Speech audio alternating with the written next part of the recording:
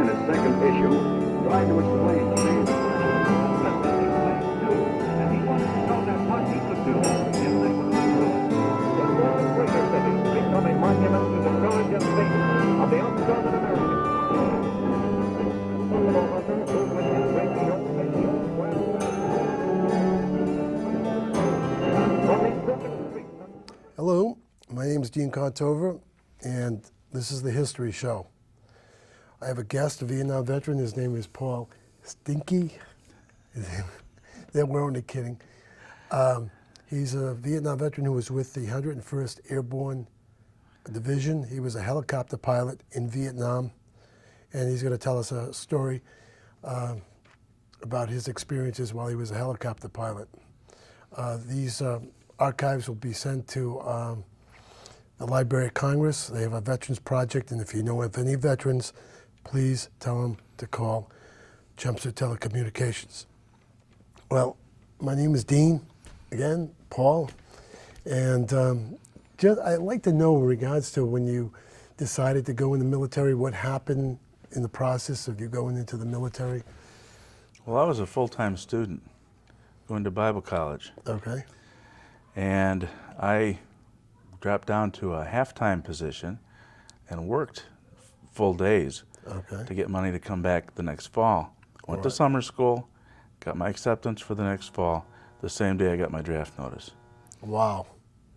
Wow. Now, where were you born, raised in this country? Or? Born in the Chicago area. Okay.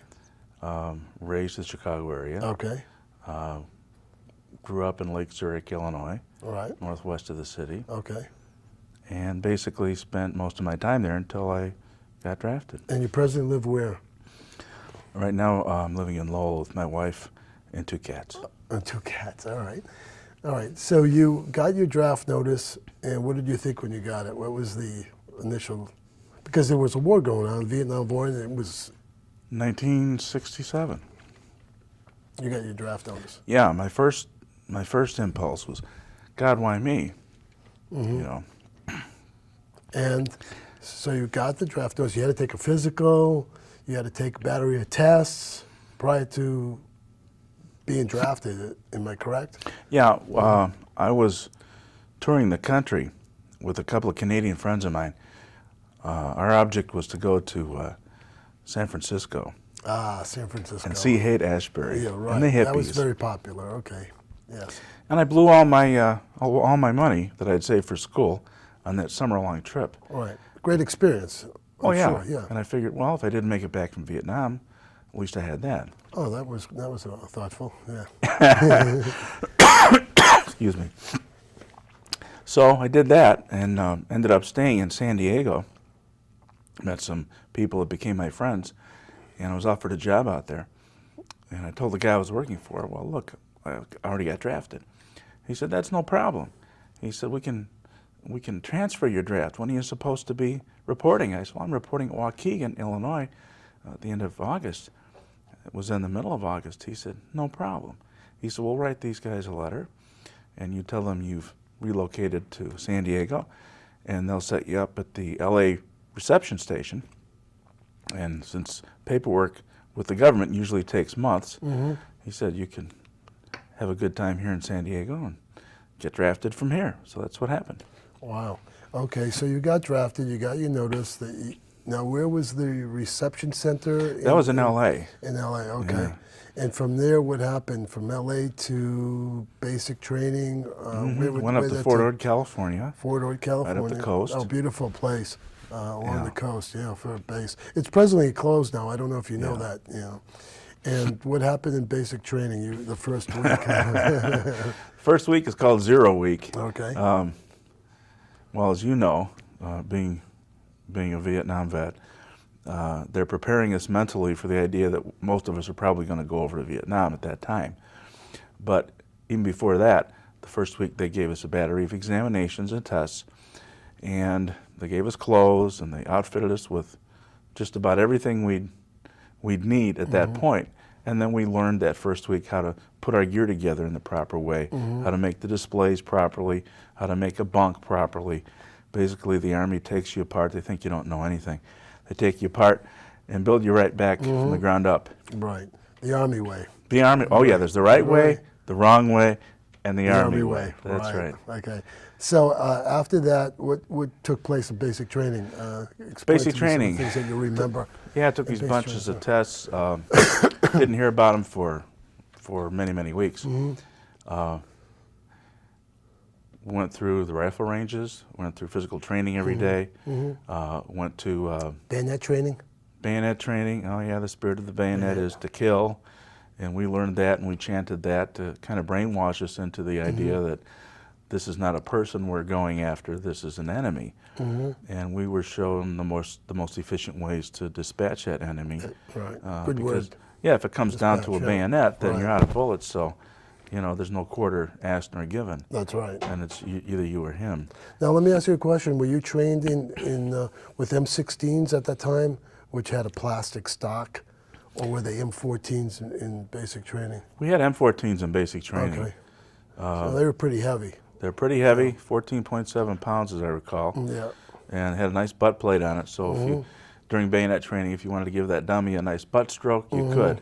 Right. And of course in combat, if you gave your enemy a butt stroke, it would be very effective. That's true. That's But true. the plastic stocks that we had in the M16s in Vietnam, nobody really was comfortable with that I know of. No, I can elaborate, but I won't. This is your show.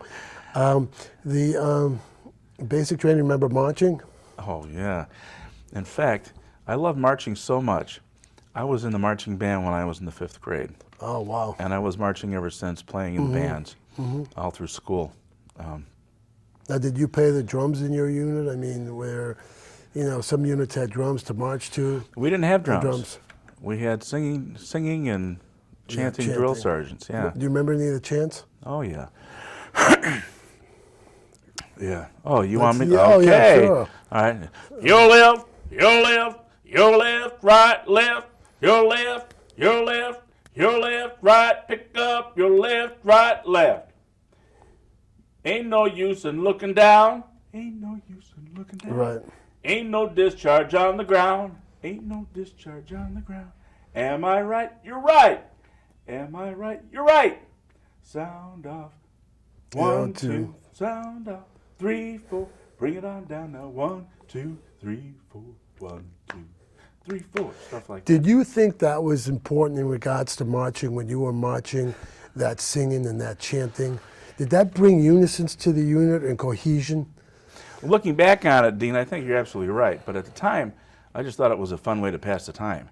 'Cause we had Right. 7 miles to go to the rifle range. Right. And And you marched every day Oh, to yeah. rifle range. We were okay. marching Right.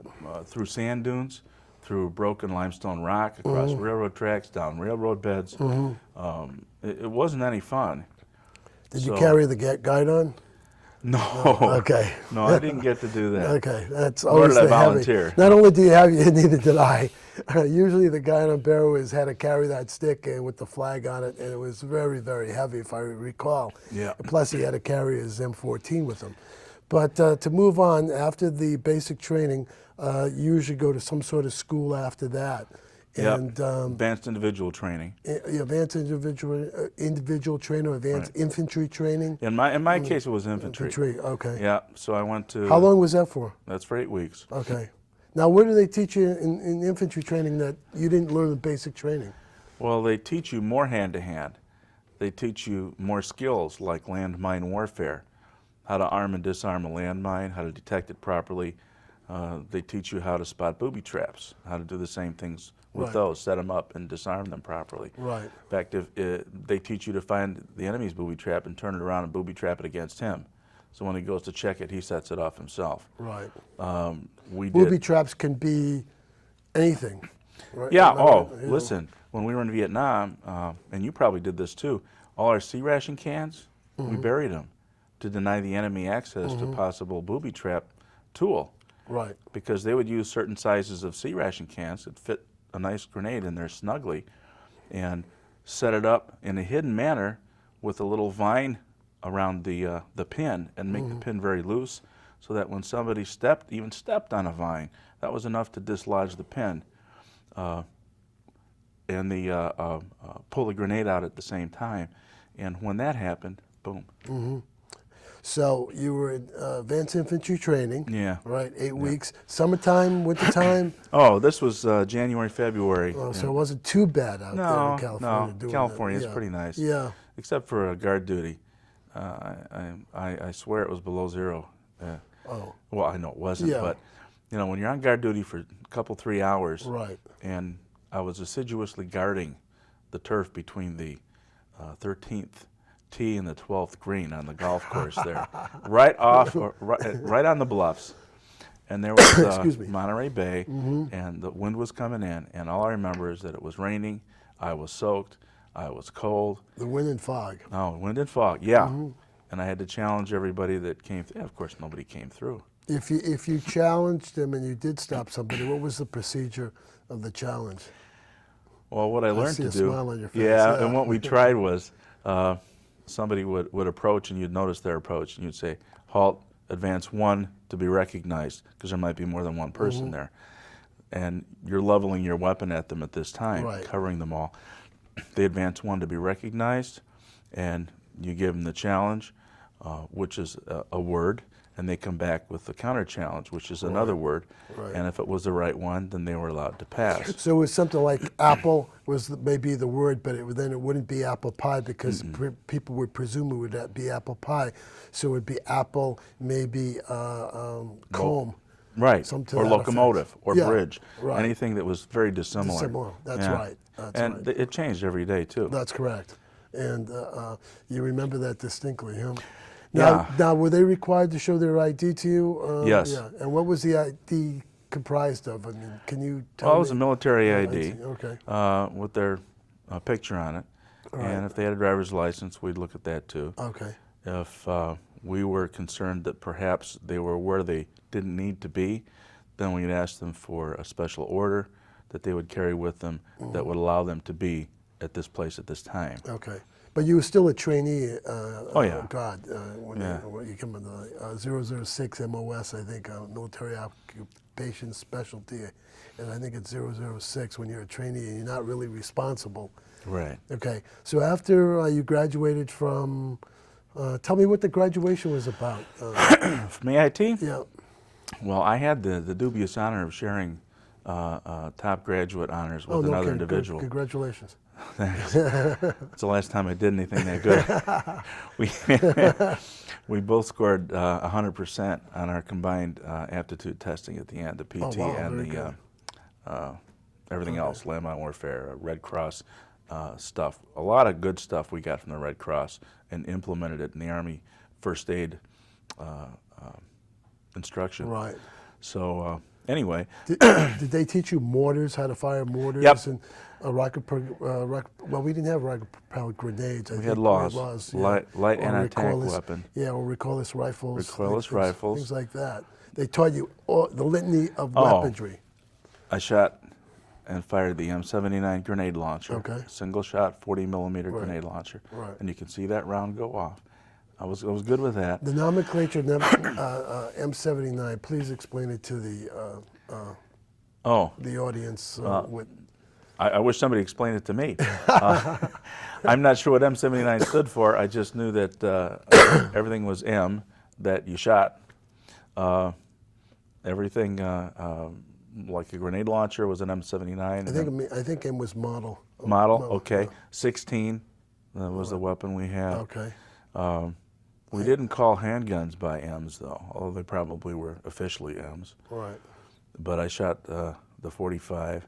By the time I got through training, and I actually did this, I could take an M60 apart. M60? What an is M60 that? machine gun. What is that? It's a fully automatic machine gun, automatic weapon, fires 750 rounds a minute. I could field strip the thing, not take it nut and bolt completely apart, but I could take the major components apart, lay it out on the oilcloth, and assemble it together in less than a minute. Wow, that's very good. And that was blindfolded. Wow. So you said there was a key word that you took it apart. What was it? Disassemble? Yeah, it was a field strip, they call it. Field strip, okay. Yeah, you take it apart in the major components. Okay. Because it's a lot easier in the field to take major components along with you. And instead of trying to take apart an intricate part of the weapon, we just slap in and exchange a major component, and we'd be good to go. When you're getting shot at, you can't be doing little technical things. Right, that's true. Radio communications, did you learn anything like that? Yep, we used the PRC 25s. Okay, PRC, you don't recall? Personal. Radio? Yeah, carrier Okay. or Now, that you carry. where did you carry it, in your hip pocket or? Oh no, this is a backpack unit.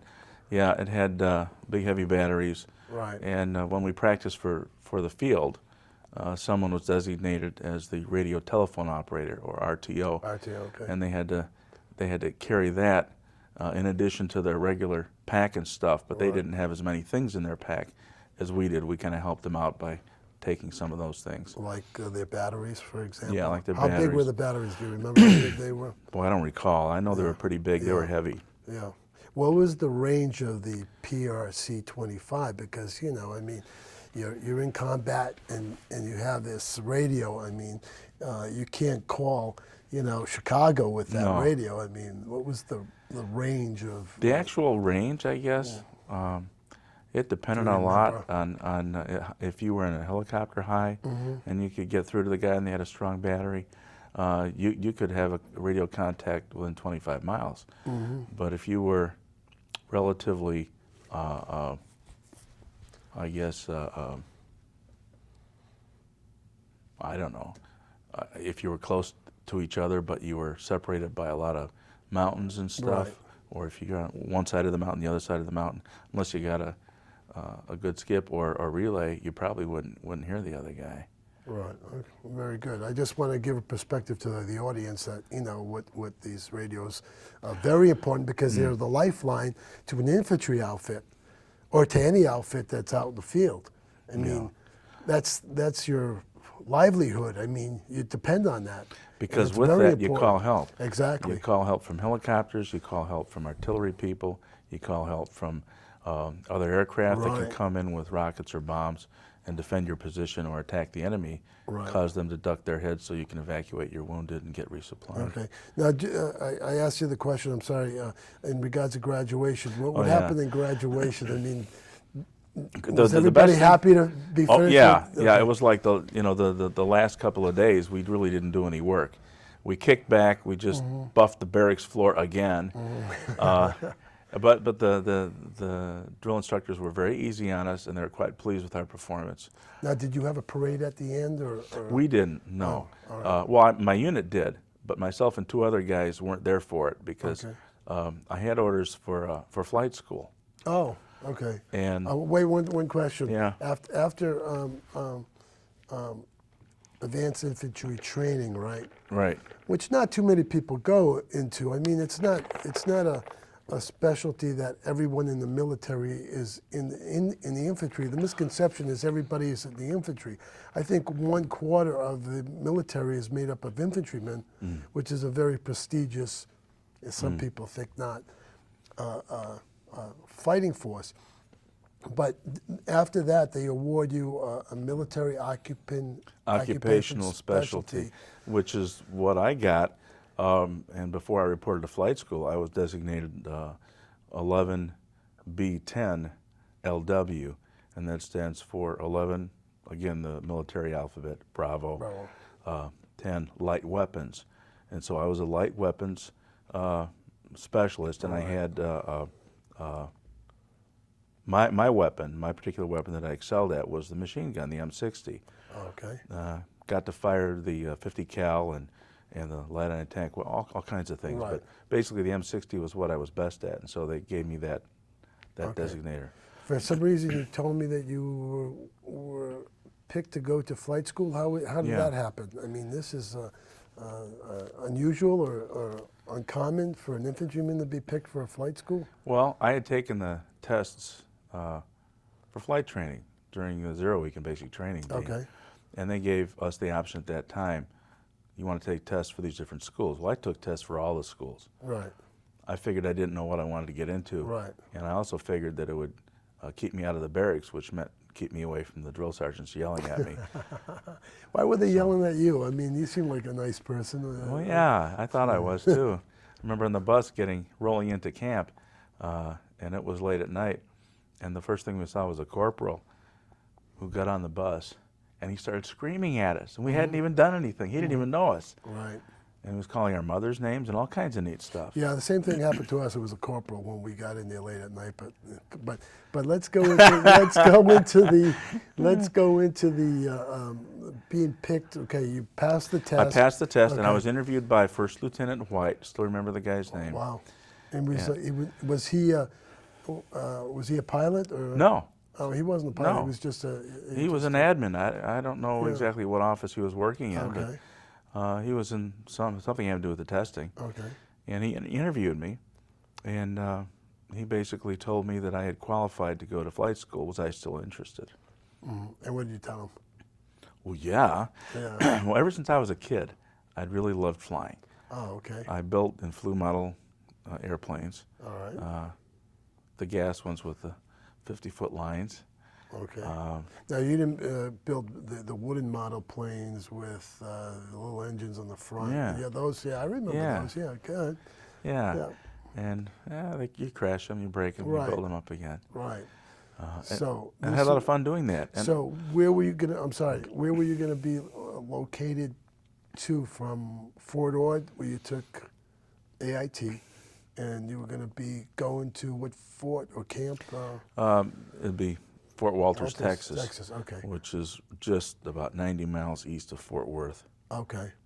And that's West, where helicopter excuse me, training. West of Fort Worth. That's where helicopter pilots learn to fly helicopters. Yeah, that even was, today, I believe. Yeah, oh yeah, that's the Yeah. Army's primary helicopter center school. school. But right now, that's closed as far as an Army fort goes. I'm sad to say. They've got a museum there, but everything's been consolidated to Fort Rucker, Alabama. All right. So that's now the home of Army Aviation. Okay, so you went to Fort Walters, Texas. Walters, Texas. And what happened there when you reported? What was it? Well, several of us took a shuttle bus from the airport, and we reported. And there was no person coming on the shuttle bus yelling at us. We kind of had to find our way around. And we did find our way to where we had to go by asking directions. Right. Excuse me. First thing that I was told when I walked into the office, reported for duty to the person at the desk. It was after hours, so he didn't have any rank. He had some brass on it that said WOC. I later found out that meant Warrant Officer Candidate. I see. Okay. Anyway. Now let me ask you a question. To fly a helicopter, you had to be an officer. Mm-hmm. You had to be. You an enlisted man couldn't fly. Not at this time. In the 50s and during the Korean War, there were NCO pilots. World War II NCO is that pilots. right? Yeah. Oh, okay. So during the Vietnam conflict or war, I like to call it a war, to go to helicopter school, when you got your wings, you also got your warrant officer bars. Okay. Yeah. So you graduated from a program that tested your mettle in 3 different ways. First, you went through the military training to become an officer. At the same time you were doing that, you went through the flying training to be a pilot. At the same time you were doing that, you took your academic component and you learned things like meteorology, principles of rotor wing flight. Well, explain rotor wing versus fixed wing, because a lot of people in the audience don't know what rotor wing is in the military or fixed wing. So try to explain that. Okay. Excuse me, I got to cough one more time. Okay, that's fine. It's dry in here. Plus, I have a sinus problem. Oh, okay. But the difference is really it's drastic and yet it's not. Mm-hmm. The principle is the same. The helicopter doesn't use propellers. It uses rotary wings, which means it uses airfoils that rotate. Okay. On a regular airplane, we call them fixed wings because the wings do not rotate. Right. They're fixed. Right. Now you can fly one of two ways. You can either advance wind around that airfoil until the airfoil has enough lift generated where it pulls up the airplane all by itself, which, by the way, happens to model airplanes on windy days. Back to model airplanes. Go ahead. Or you can have a helicopter, in which case you can just sit on one spot over the ground and rotate the airfoils through the air and generate lift that way. All right. And when the lift gets enough to overcome the weight of the machine, it'll lift it right up. Okay. So, the first time in the helicopter? Oh, yeah. What was the experience like? I mean, Oh, well, the instructor pilot tried to make me sick. That was his job. oh, They took bets if they could make their students sick in their orientation flight. oh, I see. And by the way, if you got sick on my helicopter, son, you were cleaning it up. Oh, I see. Yeah. Okay. I understand. So I guess it was a matter of pride amongst the student aviators, at least I felt it was, to not get sick. But actually, I thought it was more fun than a carnival ride, which it was. No kidding. So when you went solo, what was boy. that about? Solo is an exciting time. Anytime between when you start out, say between 7 and 8 hours, you have a dual instruction up to 18 hours. In my case, 18 hours. I was one of the last ones to learn how to hover. That's where you learn how to hover. Once you can hover the machine and you go on your first solo flight, I see. you Now we're talking about hovering. How much off the ground are we talking about hovering? 3 feet. 3 feet. Okay. Yeah, I was flying the small trainer, Okay. which is called a TH-55A. It's a Hughes trainer. All right. It's a small reciprocating engine. Okay. Two-place. Yeah, it sounds interesting because you know, going to flight school and being an officer and all that in the American military, it's sort of like very, very interesting to me because it takes in two aspects here: going to officer school and being a helicopter pilot at the same time, which is very unusual. I think usually, if you become an officer, you go to OCS or whatever, and that's just basically being an officer. That was the easy way to do it, to be honest with you, because OCS was 6 months. Right. You concentrate just on military development and leadership. Right. And once you get done with that, then as an officer, you go to flight school. Okay. And you usually got really good flight pay and all kinds of incentives. So most of the single officers that went to flight school ended up buying Corvettes. Oh, with the money that they received. Yeah, sports right. cars, all kinds of things that we could only dream about. Because Right. as warrant officer candidates, we were designated E5 for pay purposes. E5 Yeah. is what Is they like call equal to is a sergeant. a sergeant. A sergeant today. Buck sergeant. Yeah.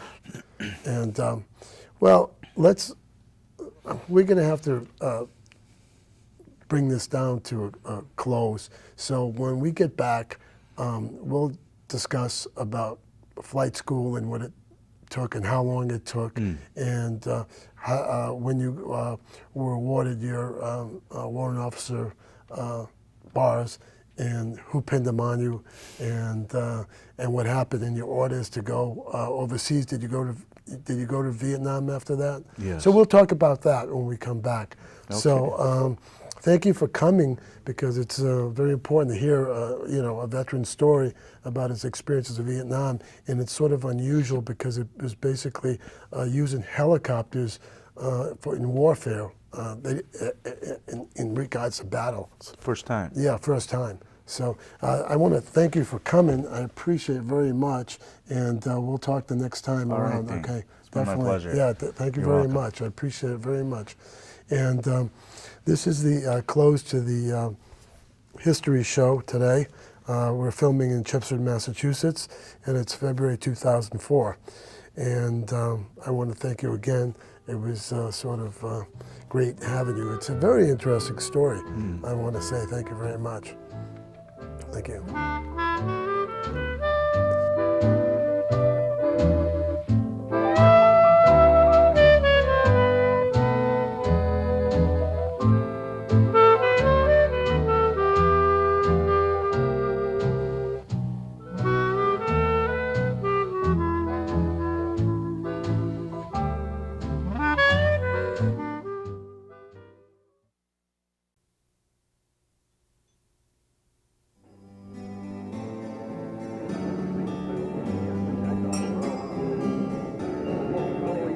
War II, rationing.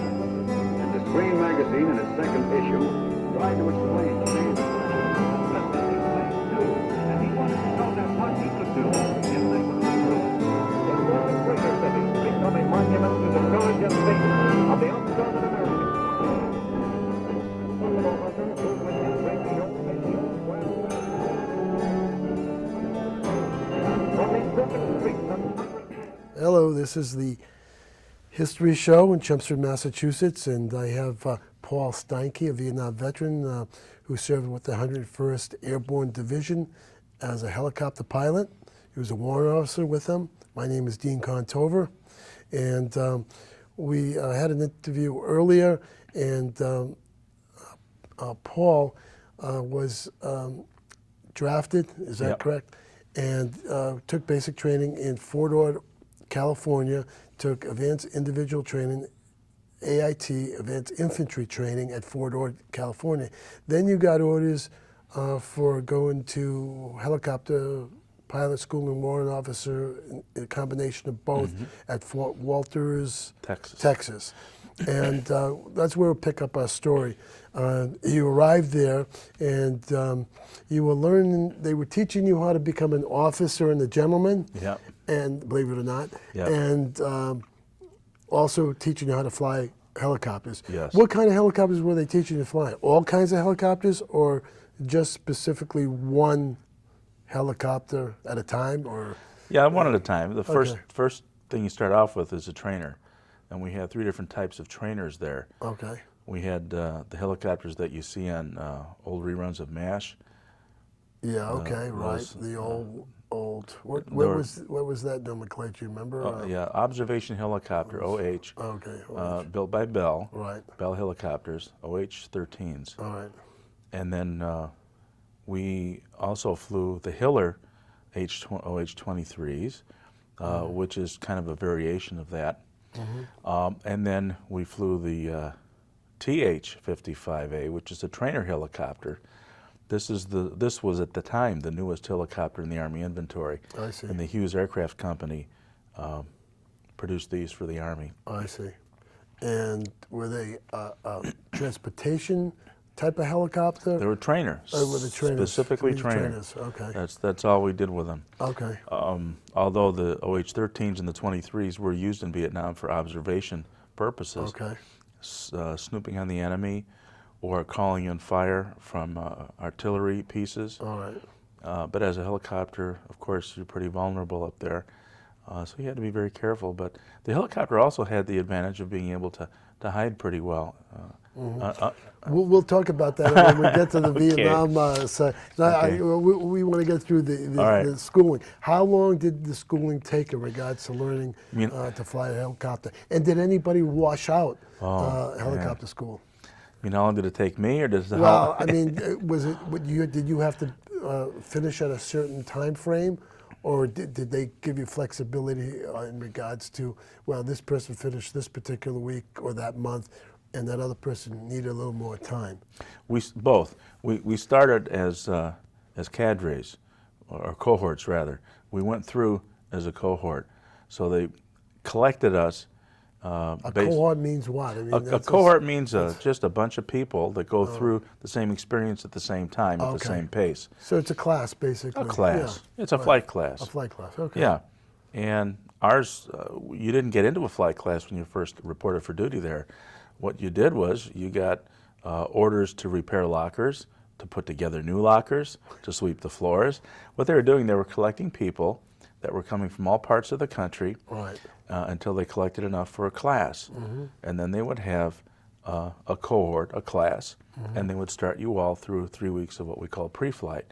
Now, do you remember your class number? Was there a number? I remember the one I graduated with from Rucker, but I'll tell you what. Fort Rucker. Fort Rucker, yeah, I'm sorry. I have a picture, a class photo I can bring in next time, if that's okay. That's fine. And I can have that information available to you. But Right. basically, it was a 9-month course, and they were teaching you 3 things: how to be a pilot, Right. how to fly, Right. how to be an officer, Right.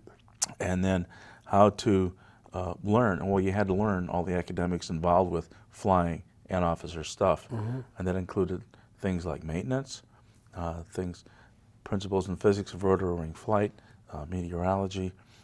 Rotor wing is what in comparison to fixed wing? Rotary wing is as opposed to fixed wing.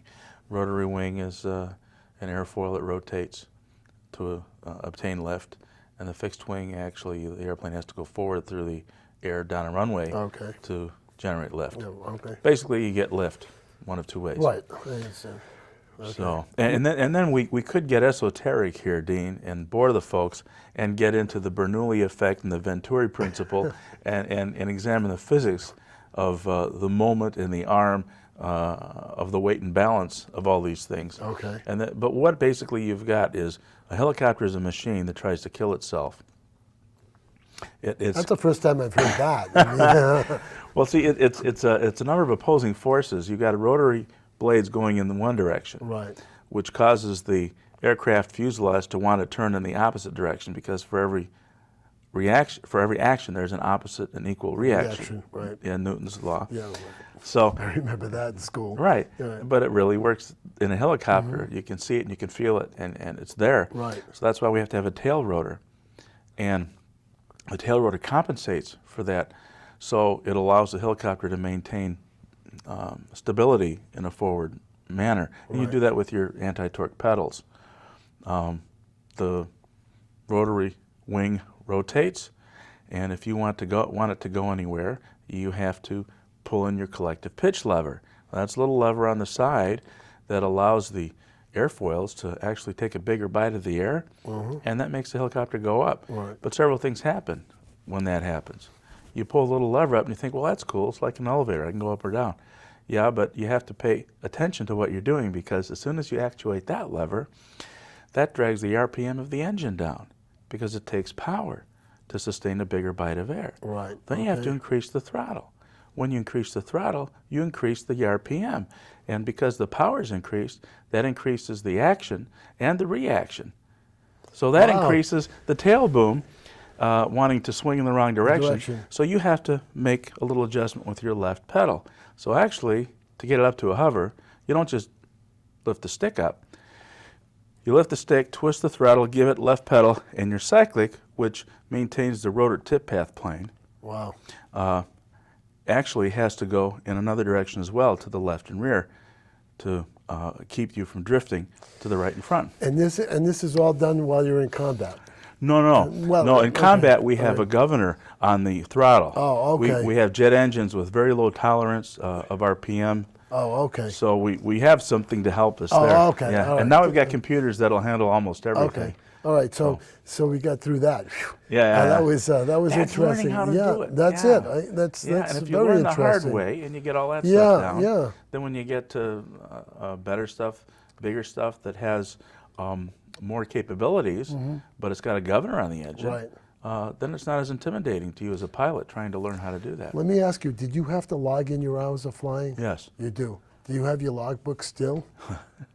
No, I think that was one of the times I was really angry at the Army, and after I got back from Vietnam, which was a whole other experience for me. Well, we'll discuss that later on. Let's get But the logbook. I have the information, and I do have the official records of my flight records. All right. I have my copies of flight records. All So yeah, I have official. In total, how many hours have you flown? Total helicopter, a helicopter, 1,521 hours. Wow. Normal? Yeah, for a war, I guess. All right. So you were flying every day? I mean. Well, pretty much. 3, 4, 5 days in a row, and then you get a couple days off. All right. Due to weather, sometimes we didn't fly for many days. Due to lack of enemy activity, sometimes we didn't fly many hours. Okay. But we flew like 3 or 4 or 5 days. Okay, you completed helicopter school. You got orders to go where? Oh boy, I got orders to go to Vietnam. Okay. Like most of my class. All right.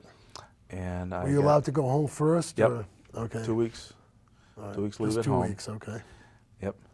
And I spent my 22nd birthday at 37,000 feet between the Philippines and Southeast Asia in a chartered, I think it was a DC Stretch 8,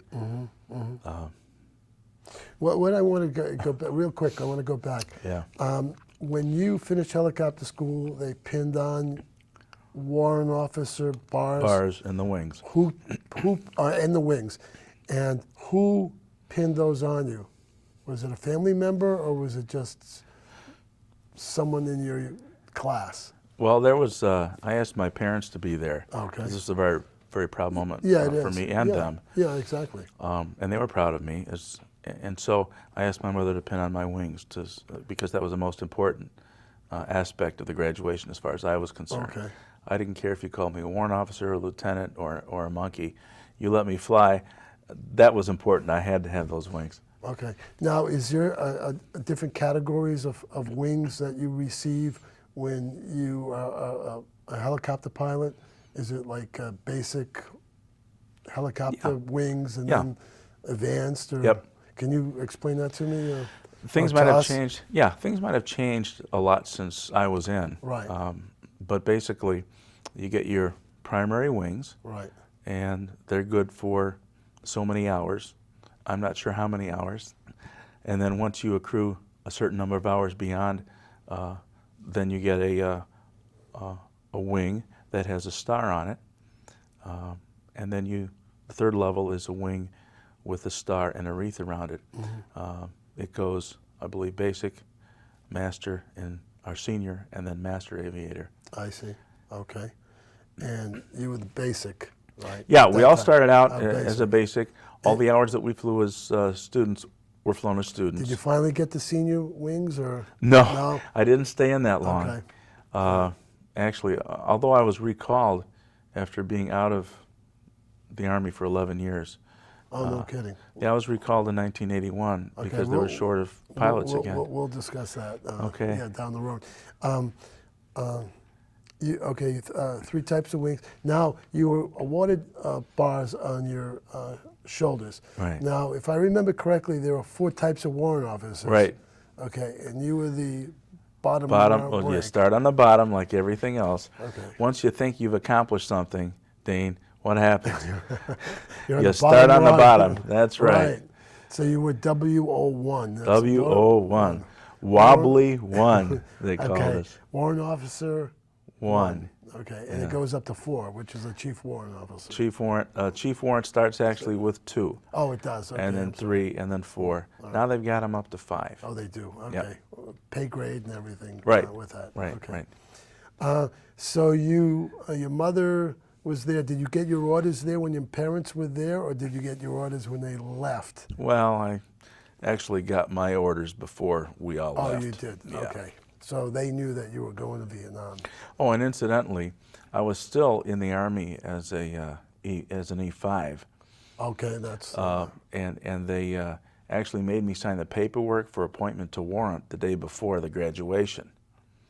Okay. That way, if for whatever reason, God only knows, I really didn't graduate, I would stay as an E5. And then, after I graduated and completed the ceremony and the process, and I was officially graduated, then they released me as an E5, and I became a warrant. Which is a buck sergeant, Right. E5 grade, which most of the guys in your class were buck sergeants. Is that? Unless they came in as a prior enlisted individual, Okay. like if they came in as an E6 or right. above, they kept that pay grade. Okay. But as far as their rank goes, we were all warrant officer candidates. We had WOC, Okay. brass. And by the way, the first thing you learn when you're in training Right. at the warrant officer class, and this is true even today, WOC is WOC. And that's how they call you. They don't call you trainee, they call you candidate. You're a warrant officer candidate. All right. And the first thing that they ask you is, candidate, what is a WOC? And you have to maintain a very stiff posture and be rigidly in the attention position. And you have to say, before and after your response, sir. Sir, and they have to say your name. Candidate Steinke. A WOC is what you throw at a wabbit, sir. And unless you said that, you were wrong. Of course, nobody would tell you that was the answer. you had to figure it out. Figure it out, yeah. Yeah. Yeah. No, I believe you. There are things in the military that it's amazing. So you graduated. Was there a marching graduation again? No, but there was a flyover. Oh, there's a flyover. Yeah. Okay. We had a bunch of students that were still in student status Okay. fly over with instructor pilots. And in fact, that's what we did 2 weeks prior to the class ahead of us. We did a flyby with Oh, I see. Yeah. How many helicopters in the Oh, flyover? I don't know. I think we had close to 50 Oh, at the that time. many? Yeah, they were all Wow. Hueys because Yeah. this is right at the end of our graduation process. I see. And everybody else was basically happy to see us graduate. We were happy to graduate, and they wanted to send us off with Okay. So you graduated from Fort Walters, Texas. Texas after, you see, 4 months of basic training. I believe it was 4 or 5 months, and then we go to Fort Rucker for the remainder. For how long was that for? Um, I think you said 9 months total. So nine months total. I think it was 5 months initially, and then 4 months at Rucker. Okay. Then you got orders for Vietnam. Yep. Did you know what unit you were going to? Oh, had no idea. Had no idea. Okay. And I didn't when I got there either, because it was a basically a crapshoot. Okay. So you landed in Vietnam. You took the Tan Son Nhut You landed in Tan Son Nhut, in Saigon. which is an air base in Vietnam. It's one of the biggest air bases in Vietnam at the time, where there were fighter planes, I think. And Oh, there was and everything there. everything there. Yeah. There were transportation and helicopters, etc. It was at that time the busiest airport in the world. That's correct. You are Yeah. correct on that. It was one of the busiest airports because there were planes landing every few minutes. It was a very busy place. So you landed in Tan Son Nhut. You were placed in the 22nd replacement. 20th, I believe. 20th. Yeah. Okay, replacement. Because that's what happened to me. Right. I was placed in there Yeah. too. And you were there 3 or 4 days. What was that all about? I was there for a couple of days. You know, for the life of me this day, I don't know what it was about. People coming and going. Yeah, and then I got sent to 90th replacement. Okay. I think that was in Benoit or Long Binh. I get them mixed up. Yeah. But in any case, Benoit and Long Binh are basically outside of Saigon, Vietnam, or Ho Chi Minh City, as they call it now. And it was another major base, Air Force base there, which is about 20 or 25 miles outside of Saigon. and when I got there, I got the story that they hadn't been attacked for close to 2 years. All right. And then it was a very peaceful place. But still, they picked us up at the airport with these buses that had hurricane fence wire and chicken wire Right. on all the windows. Remember that very So correctly. the people that were the enemy couldn't throw grenades in the That's window. correct. You are correct in that. Oh, and by the way, it was hard to discern the enemy like it is today in Iraq, for the simple reason that some of the enemy were there amongst the people that were friendlies that we were trying to protect. And nobody wore a sign saying, "I'm the enemy, please shoot me." You found out they were the enemy after they shot you, That's- or as they were shooting you. So okay, that's That's a whole other yeah. ballgame. That's I almost got killed by a couple of South Vietnamese soldiers. We were flying later on from point A to point B in a combat assault. Twice that we almost got killed. They had rounds in their rifle. Oh yeah, they're all set to go. One time, a South Vietnamese soldier on the sly stuck a grenade under my armored chair, pulled the pin. Now, it was stuck under the armored chair with the spoon in the closed position, which is where the pin usually keeps it. Right. But in this case, since it was wedged under there, the chair was keeping it in that way. Right. So he took the pin with him when he left the aircraft. And the crew chief, no, it was a door gunner, had a good eye, and he saw that. And basically what would happen, Dean, is we would be okay until we came back to the base at the end of our flight day. And all these armored chairs are spring-loaded. So the first thing you do after you shut everything down, you pull the lever, the chair goes up, so the next pilot can adjust it to his height. Right. Well, you know what happens when the seat goes up. Right. The spoon flies off, the grenade goes off, and you lose 4 guys in a helicopter. That does happen. There are stories about that. I can tell you other stories, but this is about you. So you arrived there, and your orders were? My orders were to go to Camp Eagle. Okay. So I hopped on a C-130 Okay. and went to, from I believe it was Benoit, up to Da Nang. C-130 transportation. Hercules, cargo, yeah, anything. It was the yeah. lifeblood of Vietnam. Oh, I mean, there was like yeah. a taxi cab. They went from base to base and picked up things, or dropped off things, dropped the mail off, picked things up, picked up people. It was sort of like a taxi. in Now the Air Vietnam. Force is using it in special ops and has for a few years with miniguns and cannons and all Well, kinds of things. I remember an incident with when they saved us, but that's another thing. So you got so you flew from Tan Son Nhut. How far north was it from Saigon, basically? Give me. Well, the country of Vietnam is Right. basically an S, Right. and Saigon, or Ho Chi Minh City now, is way down at the end in the delta. Right. And we were about in the middle of the S, but close to the demilitarized zone, Okay. which is, I believe, the 17th parallel. Okay. And anything beyond the 17th parallel to the top of the S was enemy territory, Which or was North North Vietnam, Okay. in those days. Yeah. Okay. So how far was the base from North Vietnam? We were about, we were less than 15-minute flight into the demilitarized zone. 15 minutes. Okay. Yeah. I'm trying to think of 15, 20 minutes. questions to ask you because Yeah. you were up in that area. Okay. So you got there and you got to Camp Eagle. And what did you say when you got off the C-130 with? Well, probably the same thing I said when I came off the airplane in Tan Son Nhut. Like, do we have any air conditioning? Who turned off the air? Because I remember the first thing that happened after I got off the plane was some aromas assaulted my nose that I had never smelled in my life. Yeah, the same with me when I got off the plane. It was a hot, muggy night. Hot, muggy night. The humidity is always hovering between 90 and 100, or it seems it is. Right, And you begin sweating profusely right, immediately. right, till you adjust to it. Yeah, and I'll tell you what, flying up on the C-130 was nice and cool. That's right. They did have AC in the planes. They went up high enough where it actually cooled us off too, I believe. It came down. There we are, and that stuff again. And one thing about Vietnam, I don't know if many people are aware, is due to sanitary requirements, we had to use outhouses. And the outhouses had oil drum containers that had been cut down to about a third height. You're talking about those 55-gallon oil drums that have been cut down and sorted in thirds, I believe.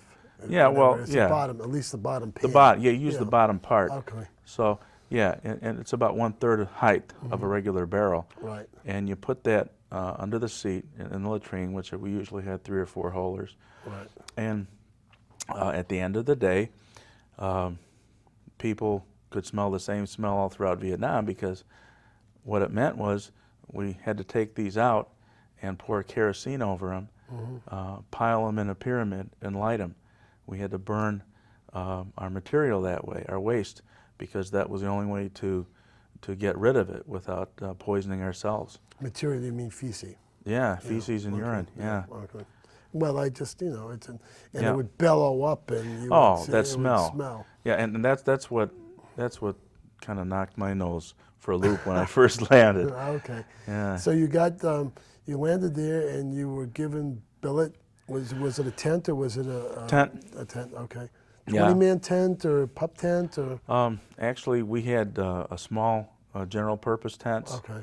or general purpose medium tents, and that's what we had for barracks. That was what we had to sleep in. Okay. And what type of unit were you assigned to when you got there? I was assigned to what's called a lift unit. Okay. In those days, it was called an Assault Helicopter Battalion, and basically it was comprised of 20 Hueys, 2 platoons. What 10 is Hueys in lift? each. What do you mean by lift? The audience doesn't know what you mean by lift. Yeah.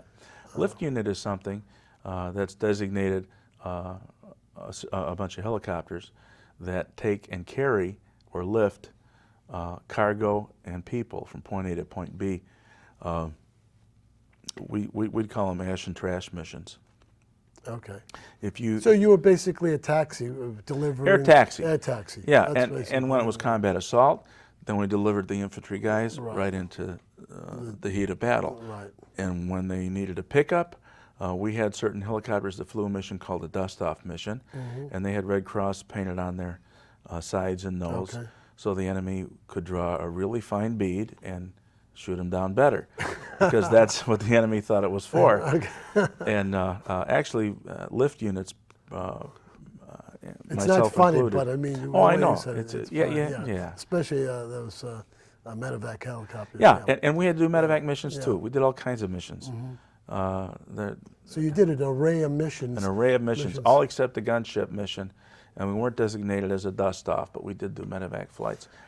Okay, so you got in the helicopter the first time. Were you a co-pilot? Yep. Oh, okay, co-pilot. You're a newbie. Yeah. You start on So the bottom. Was it an officer that was a pilot? Was it a warrant officer, or was it a regular officer, captain, lieutenant? Usually it was a warrant officer. Usually it was a warrant There weren't that many what we call RLOs, or real live officers, Okay. commissioned officers, Right. flying. There's a difference because there's some officers were warrant officers. Most of the warrant officers were helicopter pilots, and many of them were officers. Some officers, captains, majors. To give us rank structure. Give us rank. They Yeah. give us rank structure.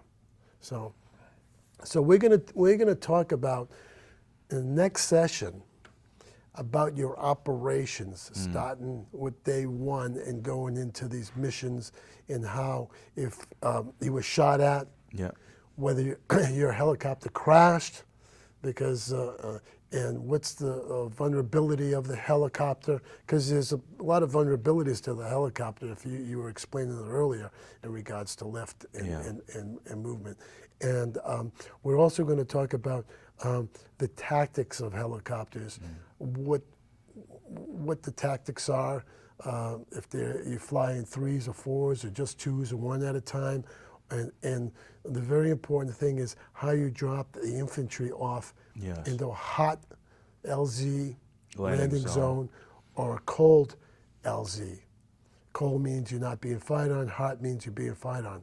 And it's easy to get shot down in a hot LZ with the helicopters. And the helicopters have a tendency, once they shut down, they have a tendency of rolling, don't they, in regards to the Huey? They pitch? It depends. Okay. If the pilot's hit and the pilot is on the controls and shoves the control forward, then you might have a problem. But actually the bird, like I said before, it tries to kill you. So if you let go of the controls of a helicopter or become incapacitated on the controls, if both pilots did, for Right. example, that's when they roll. Right. See, that's what we're going to talk about, because helicopter warfare in Vietnam was something new. Yep. In fact, I was at one of the biggest heliports in the world at the time, where I was NK. in NK, Vietnam. And to see 20 or 30 helicopters in the air at the same time going on a mission is pretty awesome. But after a while, you get used to it and you don't even look up anymore. And it's just one of those things that the tactics and to me, I was awestruck when I saw 30, 40 helicopters in the air, flying off into the wild blue yonder, so to speak, and to have some come back and some not come back, and that's regrettable. And I think that, unbeknownst to a lot of people, a lot of helicopters were shot down and a lot of pilots were killed. So I want to thank you for coming again. This is, part 2. You're welcome. I appreciate it. It's very important that we get this history down and get it into the Library of Congress, because I think all veterans should tell their stories. Not too many veterans are doing this, and it's very important that we get a history of the veterans. I have an uncle who was a Pearl Harbor survivor, and we have no history of his experience. That's a shame. So that's...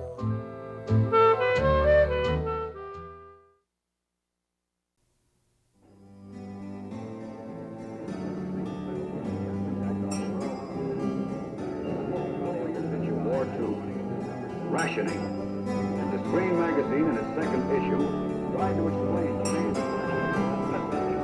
and he wanted to know that what he could do if they would improve. It was a greater city, become a monument to the courage and faith of the unsouthern Americans. Buffalo Hunter, who with his great show, made the old well. From these broken streets. Hello, my name is Dean Contover, and this is the History Show, Chelmsford, Massachusetts.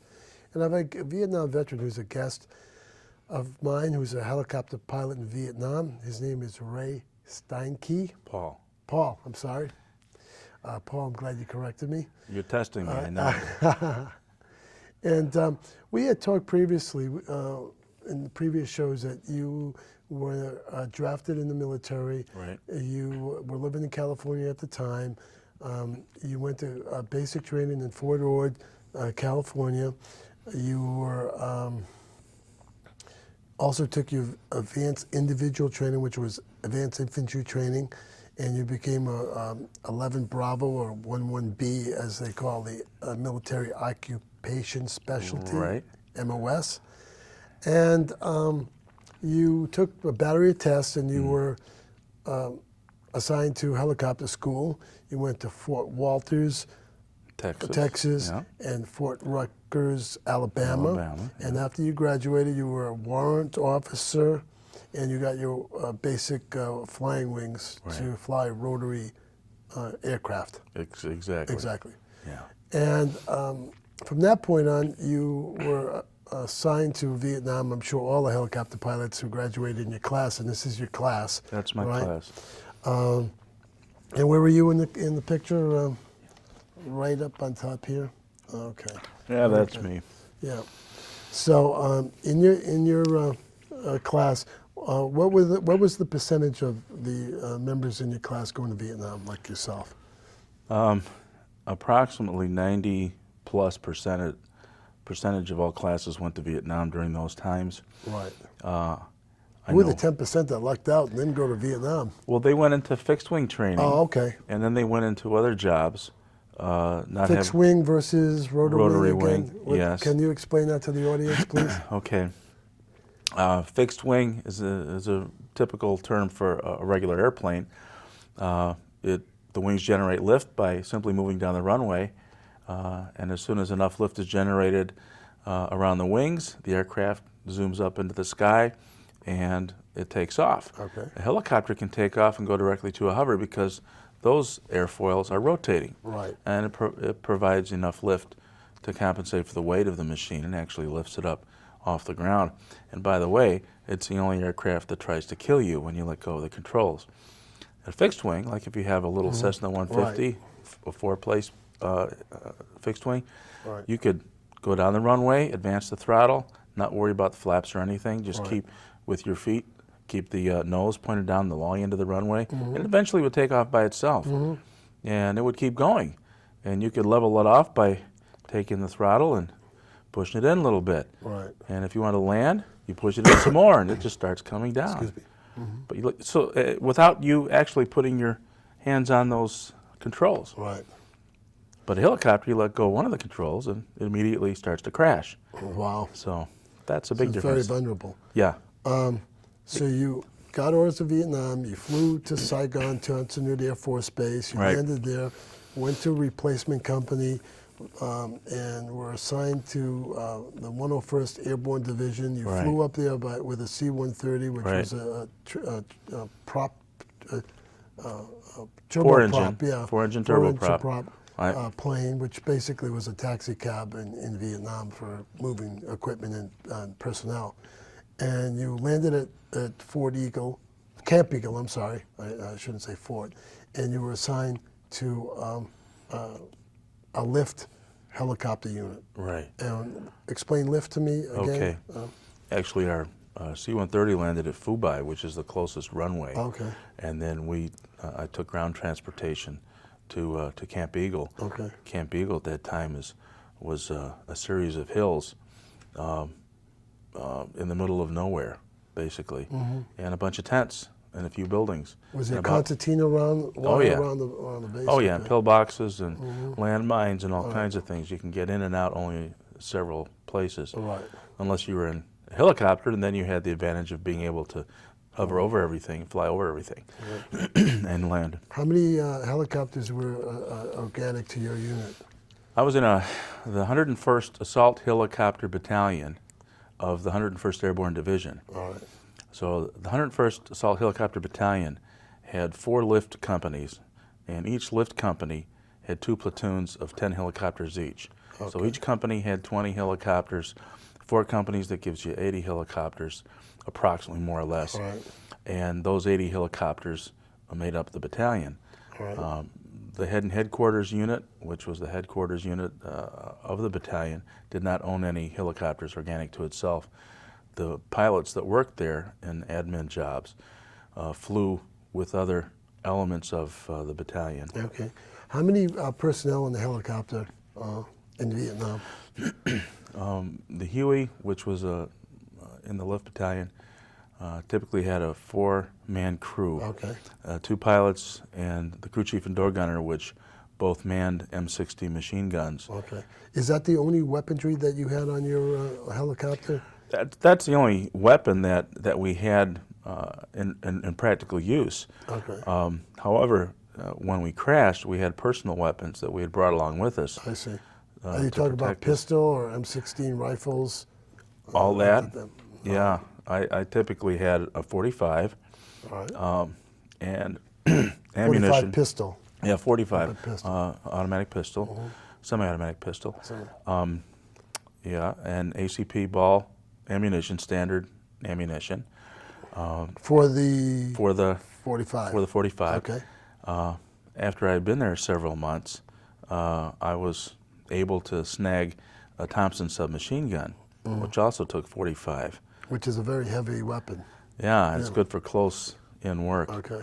And I figure if we've crashed in a helicopter and we're securing the perimeter of the helicopter in the jungle, we're going to be pretty close to the enemy before we're going to be able to see them. Plus the M16, which was typically what the infantry used, Right.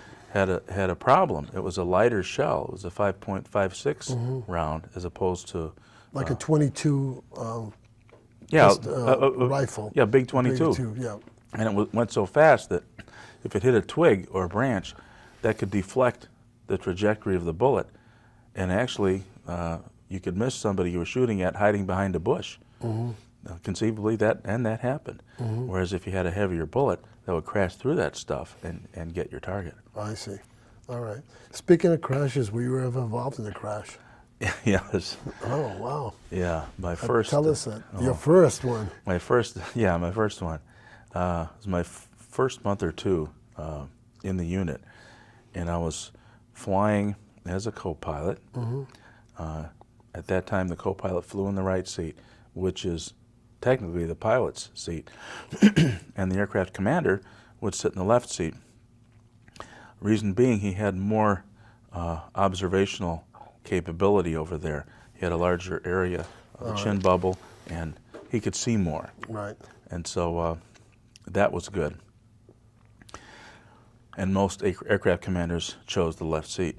So I was in the right seat, and we were flying with a sling load, which was a cargo net on about a 40 or 50 foot Right. line, a sling load of C4 plastic explosive, Right. detonation cord, which was also explosive, and ammunition, cases of ammunition. And we were flying into a mountaintop landing zone. Now, why a mountaintop landing zone? That's the question I'm asking. This is a fire support base, so they I had see. artillery pieces on there.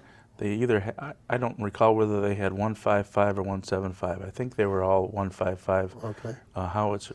Okay. Explain to people what 155. It's the round. The size of the It's round. Okay. Yeah. That goes in the canning. Yeah, So, it's a pretty big size round. Right. And they could fire miles and miles, 17, 20, 25 miles, depending on the weather and how much powder they had to put in behind it, all kinds of things. Right. So basically, you were sort of like a taxi cab, moving things around. This time we were, yeah. Okay. And So- that was part of our mission. Okay, go ahead. So Tell we us were the- crossing this little valley, and we were gradually letting down to go to this mountaintop LZ. and it was very, very steep, and we had trouble with the winds burbling around both sides. Which is understandable. Which is understandable. Yeah, and that caused a lot of crashes sometimes when it wasn't any enemy shooting us down. But this time we sure got shot because we took hits from the nose to the tail. Wow. It just stitched right down the middle. Later on we discovered it was a 51 caliber anti-aircraft gun, which typically has 4 guns, and they're radar directed, and they they had that radar had that directed capability. capability around. But we didn't hear a thing, we didn't see a thing. Right. I don't know if they had any radar in this or not, but their aim was really good.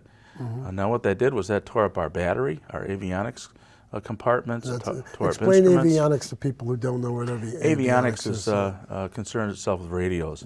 So we had radios, we had in a console between the 2 pilots that were completely ripped up by the bullets. Which is not uncommon. No. Now, did you get any round piercing up through making contact with anybody in the crew? Anybody? No. Oh. It went between everyone. Oh, wow. Yeah, the 2 door gunners were sitting on the opposite sides of the transmission housing, and the 2 pilots are here, and the rounds just basically went in between us all. Wow, you're lucky.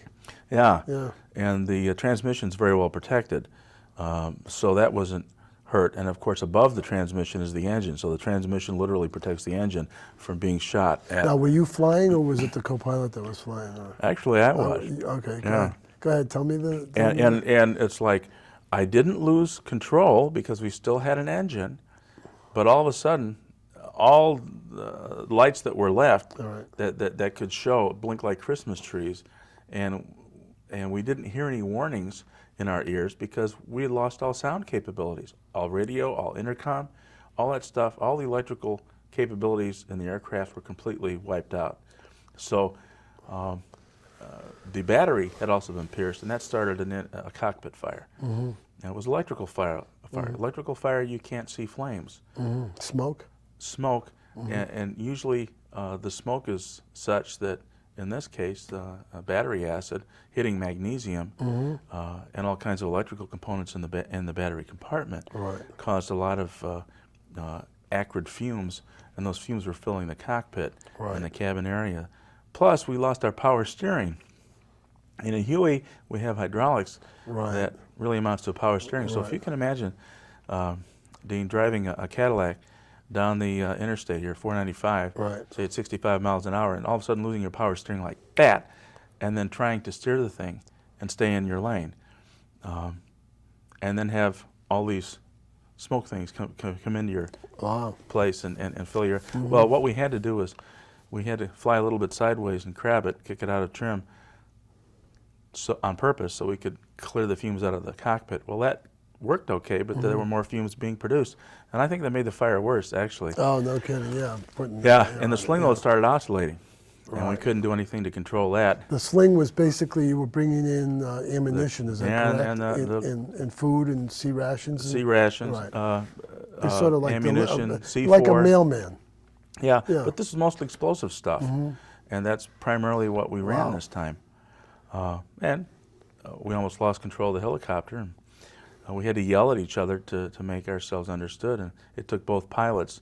I operated the collective control, getting us up or down.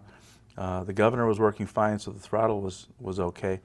The other pilot held the cyclic with both hands so he could wrestle that around, and we both pushed on the pedals to get it to do what we wanted. Wow.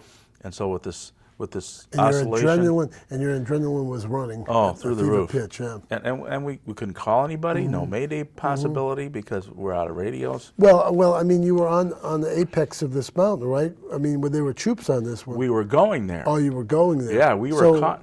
We were caught running over this valley area. Oh, okay. On the way to the mountain. Oh, okay. So if you can, like, here's the mountains, and there's a river down here. We were going across the top of this mountain, heading down to this mountain. Okay. And these guys are up on top of the mountain, but with binoculars watching this thing. Yeah, and they're expecting us because we radioed. Yeah. We were coming when we were about 2 minutes out, and in between we got shot. Right. And finally made it to the ground, and we didn't crash. Good. We almost did. You want the long story or the short story? As long as you want to make it, or as short as you want to make it. Okay, the That's up to cargo you. net caught on the corner of a metal box called a connex. Right. And that, as I recall, is an 8 foot by 8 foot by 8 foot cube Right. that was used for storage Right. on these fire bases. And it caught there and it held, which is like if you were flying a kite and part of the string got caught in the branch of a tree, the kite would spin out of control. And that's what was happening to our helicopter because we didn't have the power steering. Right. It started going over the other side. Now, were these guys running? Oh, yeah. Yeah. They were just out of there. And you got to understand, too, the pad's no more than 35, 40 Oh, no, feet. I understand. 40 feet wide. So, you know, this side you're looking at the mountain, 40 feet later you're looking at the mountain, and we have a helicopter that's over 40 feet long, rotor tip to tail rotor, and we're trying to land this thing. And also had different levels. So this thing caught on a connex, started flipping us over the other side. I tried to punch the manual release, that was jammed, but all of a sudden the cargo hook released and we went down bumpity bump on the top of the mountain and started shutting down, the two pilots shutting down the engine, and the crew chief and doug gunner jumped out, immediately took the fire bottles and put out the fire. Not too much damage was done, fortunately for us. Had the magnesium caught fire big time, it would be like a flare going through the air. Now, did you get a medal for this? I mean, an air medal or anything like that? This is just routine. This is business routine, as usual. business as usual. Okay. Yeah. Well, I got to tell you a funny story. Well, I don't know if it's funny. Looking back at it, it's funny. But at the time, it was like, oh, we cheated death this time. Thank you, Jesus, is what I was thinking. Right. Really, to be honest with you. And so I'm getting ready to pop open the door, right? And the blades are slowly coming down. And this American GI with the 101st patch on his left sleeve, same as me, pokes this M16 barrel through my window, points it in my face, locks and loads a round, takes the safety off, puts it on full automatic, and says, "You landed on my buddy, and now I'm going to shoot you." Yeah, that's what I thought. A million thoughts, you know, like time stood still, you know? Yeah. And I was thinking, hey, wait, you're in the Army, I'm in the Army, we're both in the 101st. I was almost shot down and killed. This is how I get greeted by surviving, you know? And it turns out a couple of NCOs, non-commissioned officers that was senior to him, came and disarmed him before he could make good his threat and took him away. And actually the Sergeant Major came by and he apologized, and he said what had happened was this young man and his best friend that he grew up with in the neighborhood joined the Army on the buddy plan, and the night before he got killed by a sniper. Oh. And he was in a body bag that unfortunately our cargo had landed on. Oh, boy. Right next to the connex. Oh, boy, you were going to take them out. Is that it? When you landed there, they were going to I guess the cargo Yeah. landed right on, but these, you got to understand, these were 4 or 5 people in body bags. They were dead anyway. Yeah. But this guy was a little bit excited, and he was grieving. That's a good word. I like that, excited. Oh, and then, after they take him away, I'm exiting the aircraft. You're not going to believe this. I'm exiting the aircraft, and the drill instructor that always made me say my name and picked on me from Sergeant Feliciano, I heard his voice. He was up on top I of heard that his voice. mountain? His voice is unmistakable. He is a Puerto Rican drill sergeant, and he said something like this. He said, "That's the fieldiest weapon I ever see an officer have. That is full of boulders in that muzzle, I'll bet." And I looked around, and there was Sergeant Feliciano. Did he remember you? Oh, yeah. Oh, yeah. I couldn't believe it. But you know something? His mustache was shaved, and he had got another rocker, so he was an E8 now. What's that, an E8 Master Sergeant? Is that? First Sergeant, I believe. Okay. Or either or, I think. Yeah, either or. Yeah. This was his 3rd tour in Vietnam. Wow. And small world, isn't it? Small world. I couldn't believe it. Here he was harassing me after I cheated death, not once, mind you, but twice. And now he's harassing me again. So I was going to get even with him. I mean, all this adrenaline on top of adrenaline came, and I said, "Sergeant Feliciano, you better come to attention and pop this young officer a salute and call me sir." I think I was 22.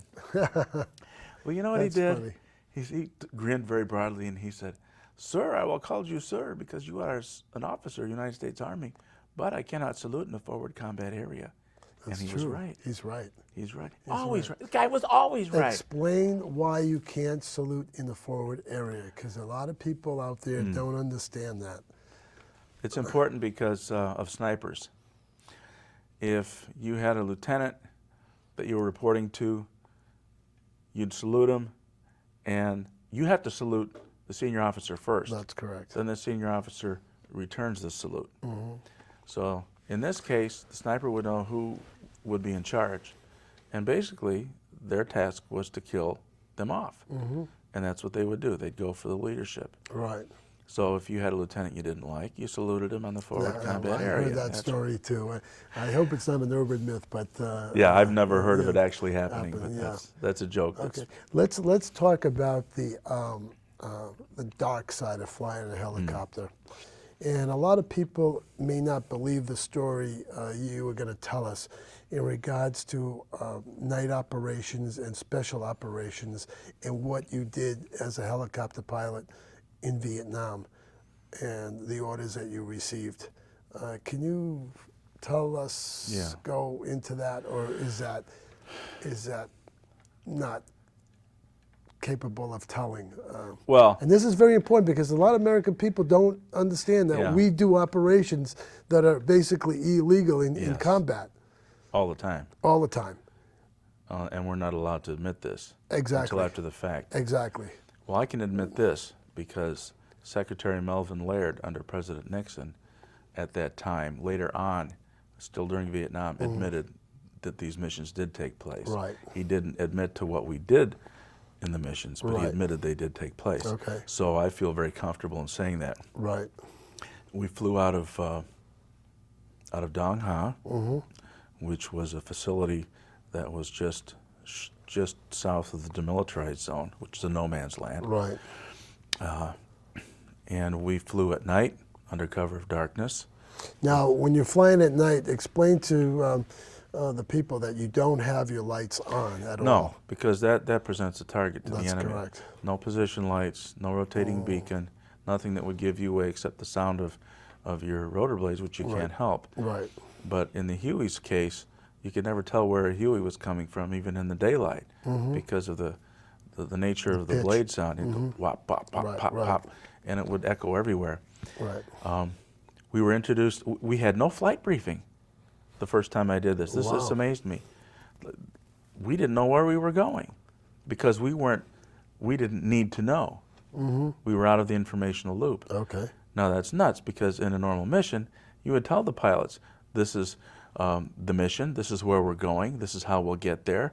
You get shot down, the maintenance bird will fly down with you, you'll set up a hasty perimeter. If you get lost, here's a rallying point, you come back there. Here's a reporting point, you make your final turn here, and you land. And that's a mission. But in this particular case, first time I did this, we didn't have a briefing. And I said to the officer in charge, the aircraft commander, I said, we're going to get a briefing? He says, nope. And I said, what are we doing? He says, well, we're taking special ops up there. Where? Wherever they want us to go. Then we were introduced to Mr. Smith. Mr. Smith. Yeah, the ubiquitous Yes, Mr. Smith. Mr. Smith gets everywhere. Yeah, doesn't he? He was a civilian with camouflage and with... Would you say he was at the dark side of the government? Yeah, well, he was... I found out later that these people were CIA operatives. Okay. And basically what we were doing is he couldn't tell us to go into North Vietnam. And he couldn't tell us where we were going. Right. So instead he said, climb and maintain 2,000 feet, fly north, 360 degrees. Well, 5 minutes after we flew north at speed, we were in North Vietnam through the demilitarized zone. And we flew north for about 25 or 30 minutes. Wow. And he would direct us occasionally, adjusting our flight. And I have to understand, Dean, normally we fly at night in areas that we're familiar with. Right. We have topographical maps that show us the heights of various land features to include mountains and hills. Right. He had us flying below the top levels of these mountains and hills. Wow. So either he knew That's where some he was... hell of a flying. I mean, in regards to you're flying and you don't know where you're going. Don't It's know dark. where we're going. It's dark. And it's pitch dark. It's pitch black out. So we're on instruments. there's no lights Right. in North Vietnam to Right. get a guide on or the coastline or whatever. Exactly. So we were on instruments the whole time. And basically he was betting his life and ours that he was good at what he did. And sure enough, we found where we're going, this little smudge pot out. And I found something interesting. We could only see it if we passed directly over it. I later came to find out through reading that they had a cone they put over the smudge pot. So it... A smudge pot is what? A smudge pot is like a metal ball filled with oil in a wick. All right. And it would burn in a very dark and like orange flame. It's sort of like a sterno. Yeah, but it was very dark and very Right. oily. And what this cone did was protected the light from shining to the surrounding area, Right. even on, to the hills and the mountains around Which it. is understandable. So you could only see it by flying directly over it. Right. And that's how we found out where the team was to be landed. And I wasn't flying, which I was glad because this is my first time at this kind of thing. Right. And you have to develop a knack for it. I'm sure. And the aircraft commander came and did a... And you didn't have night vision devices like they have no. today. No. That came much later. We did have a starlight scope that Well, the infantry folks yes, I had, know. Yeah. engineers had. Yeah. But that was a huge, heavy instrument that you could It was not... first generation, really. Exactly. Yeah. Photo multiplier technology. Right. So Anyway, we let these guys out, yeah. and they Americans or Vietnamese? leave. Oh, they're all Americans. Okay. Yeah. And So you think that some of the POWs who may have been killed were killed in North Vietnam, and they're still not accounted for because it was over into North Vietnam? Missing in action, I'm saying. Yeah, Missing yeah. action. Some of these guys were probably killed over in North Oh, yeah, I Vietnam. see what you- yeah, And they're not yeah. accountable. Oh, yeah. Because you Yeah. dropped them off there, and Yeah. maybe they never came back. Or, that's a distinct possibility. Okay. I wouldn't discount it a bit. okay. How secretive the government still is about this is borders on the paranoid. Because before I flew a mission, I had to sign a 5 by 8 inch orange note card that was mimeographed with a statement that read something like, I understand this is a top secret mission. These missions I cannot discuss with anybody. I can't tell anybody what it was about. If I'm shot down or discovered or captured otherwise, the government will disavow all knowledge of me. And they made us wear flight suits that had no insignia. We gave up our dog tags, our personal effects, rings, watches. Wow. What about the insignias on your helicopters and the numbers on your helicopters? No, that was all That was painted covered, over. painted Yeah. over. So, in other words, you're telling me and the American people right now that we did black operations that were not basically legal and Well, legal, yeah, in the strict sense of the term, but you have to understand, we're in a war. North Vietnam was taking down the Ho Chi Minh Trail Right. all kinds of ammunition and supplies, illegally, I might add, infiltrating through Laos and Cambodia Right. to go back into South Vietnam illegally Right. to kill those people, Right. illegally. Right. So the only way we could combat that sometimes is by doing the same thing. Right. It's just too bad our government thinks it has to lie to its people. I'd like you to come back and pontificate on this a little more because right now we've run out of time, and I think it's very important that we get into these other operations. I'm sure you were on other operations that these things happen, and you did have orders specifically? This was all volunteer. As a volunteer? No orders whatsoever. Okay. It didn't exist. All right.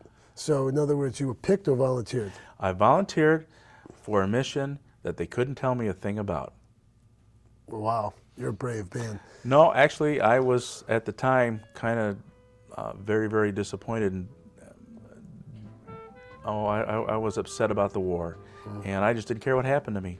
All right. Thank you very much. You're welcome. Appreciate it very much because, you know, I mean, you have a lot to tell, and I'm sure that we'll do another segment of this, and I hope everyone is watching this. It's going to be a very good show next week, and we will see what other operations you were on.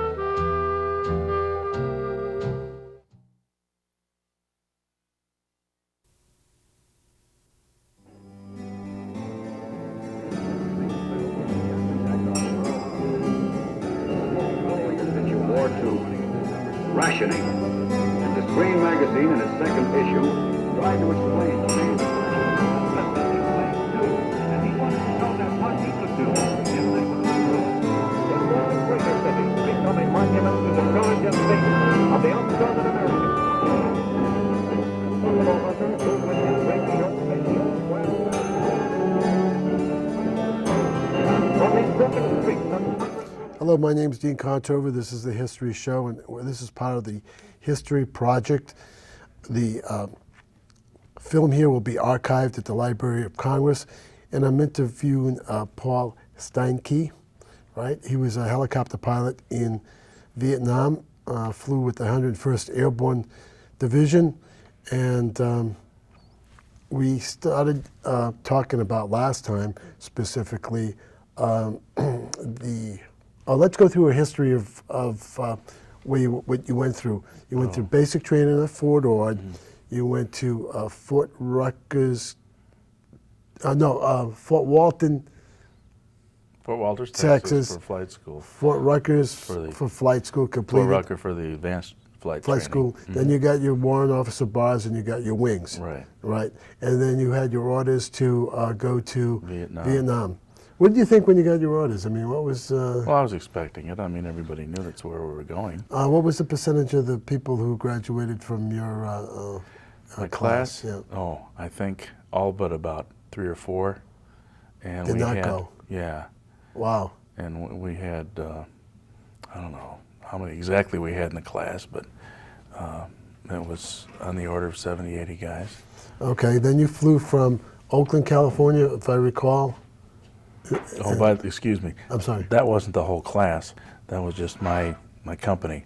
Oh, okay. So the whole class, I couldn't tell you how many officers all at once graduated, but every 2 weeks there was a fresh crop. Oh, I see, okay.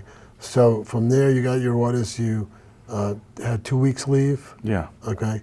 And then you went to Oakland, California?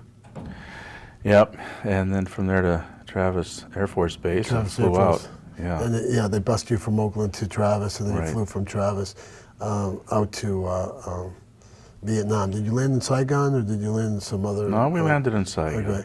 And then you went to what was it, the 90th replacement or the 22nd replacement? Battalion. I want to say 90th. Yeah. In Long Binh. Right. And then from there got orders for Camp Eagle. So how long were you in Long Binh for? I mean, before you processed and you went north? Just long enough to get shot at. Okay.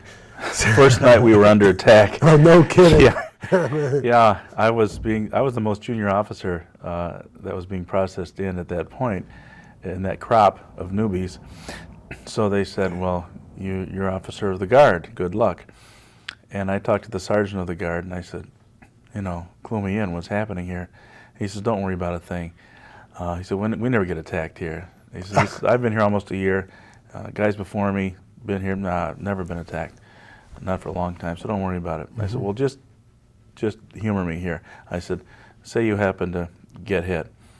Where does the code book go to? Because you had to have the code book in order to get any help from the air. Okay, like a spooky gunship or something. Right. To put some effective fire on the enemy who was attacking you. Right. Now, did the codes change every 12 hours? Is that how the codes in your outfit change? Is that okay? Yeah. Well, every 24 actually. Okay. Yeah. But these code books you carried with you. Right. Around your neck? Around your neck. Okay. Yeah. So on a lanyard. So the sergeant had a copy. I said, well, what happens if you get it? He said, well, the corporal will take over. I said, what happens if you're both in the same place at the same time? You both get it. He said, sir, the odds of that happening are probably ridiculously low as us getting attacked tonight. And about 2:30 in the morning. Which usually is the time they usually attack, right? Yeah.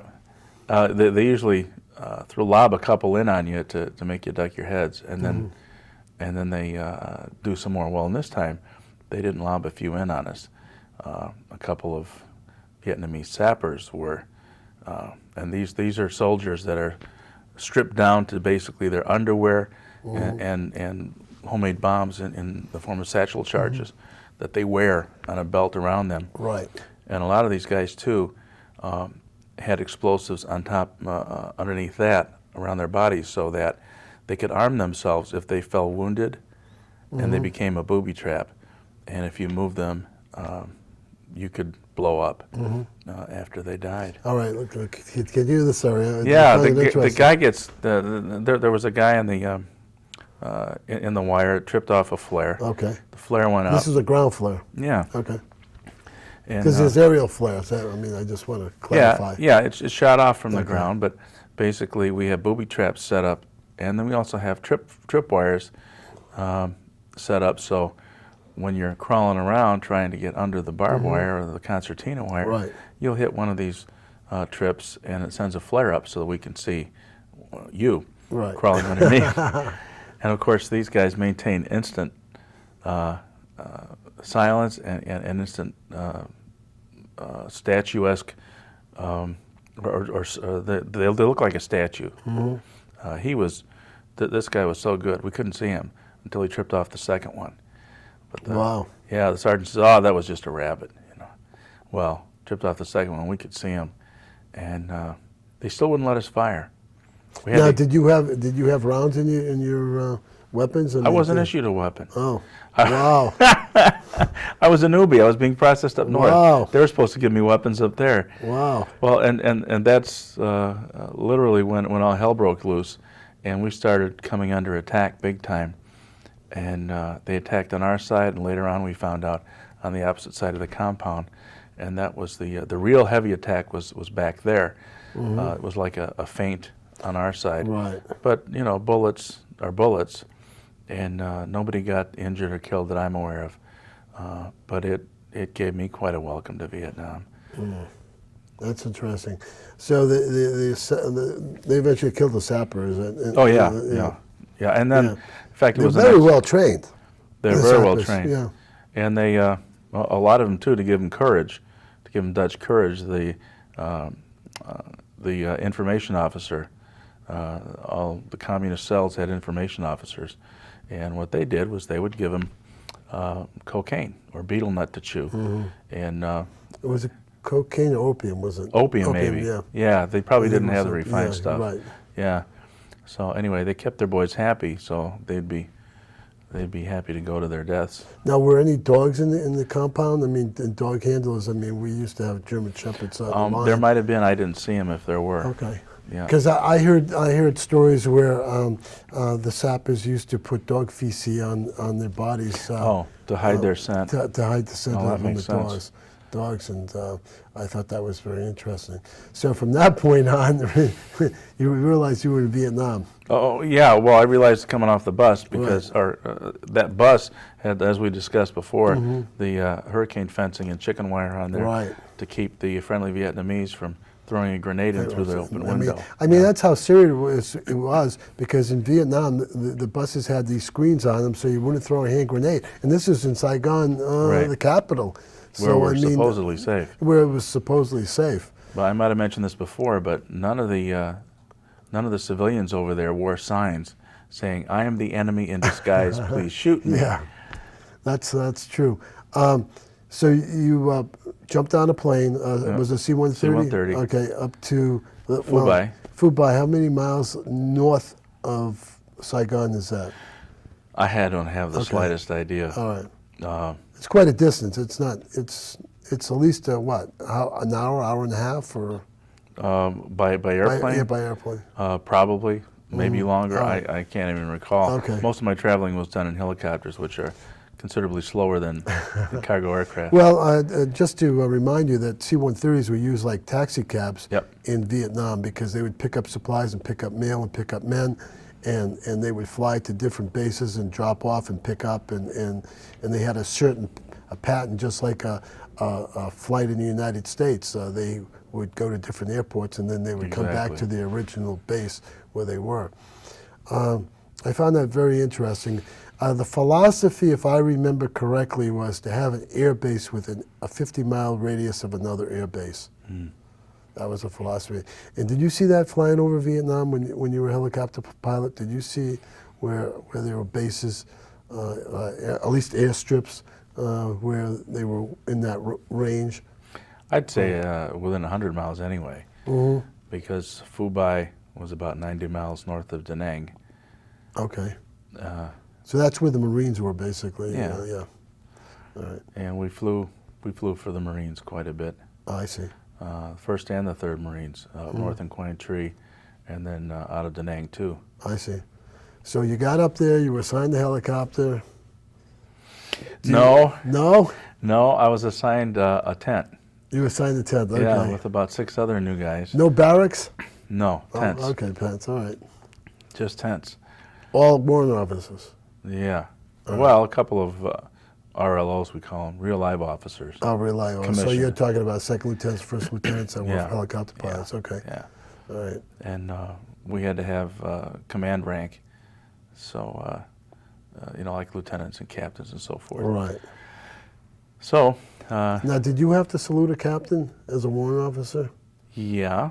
Okay. Yeah, the warrant officer is probably the most junior officer in the world. Right. A W1 especially. Right. And, but in Vietnam, especially in a combat area, you don't want to salute. Why is that?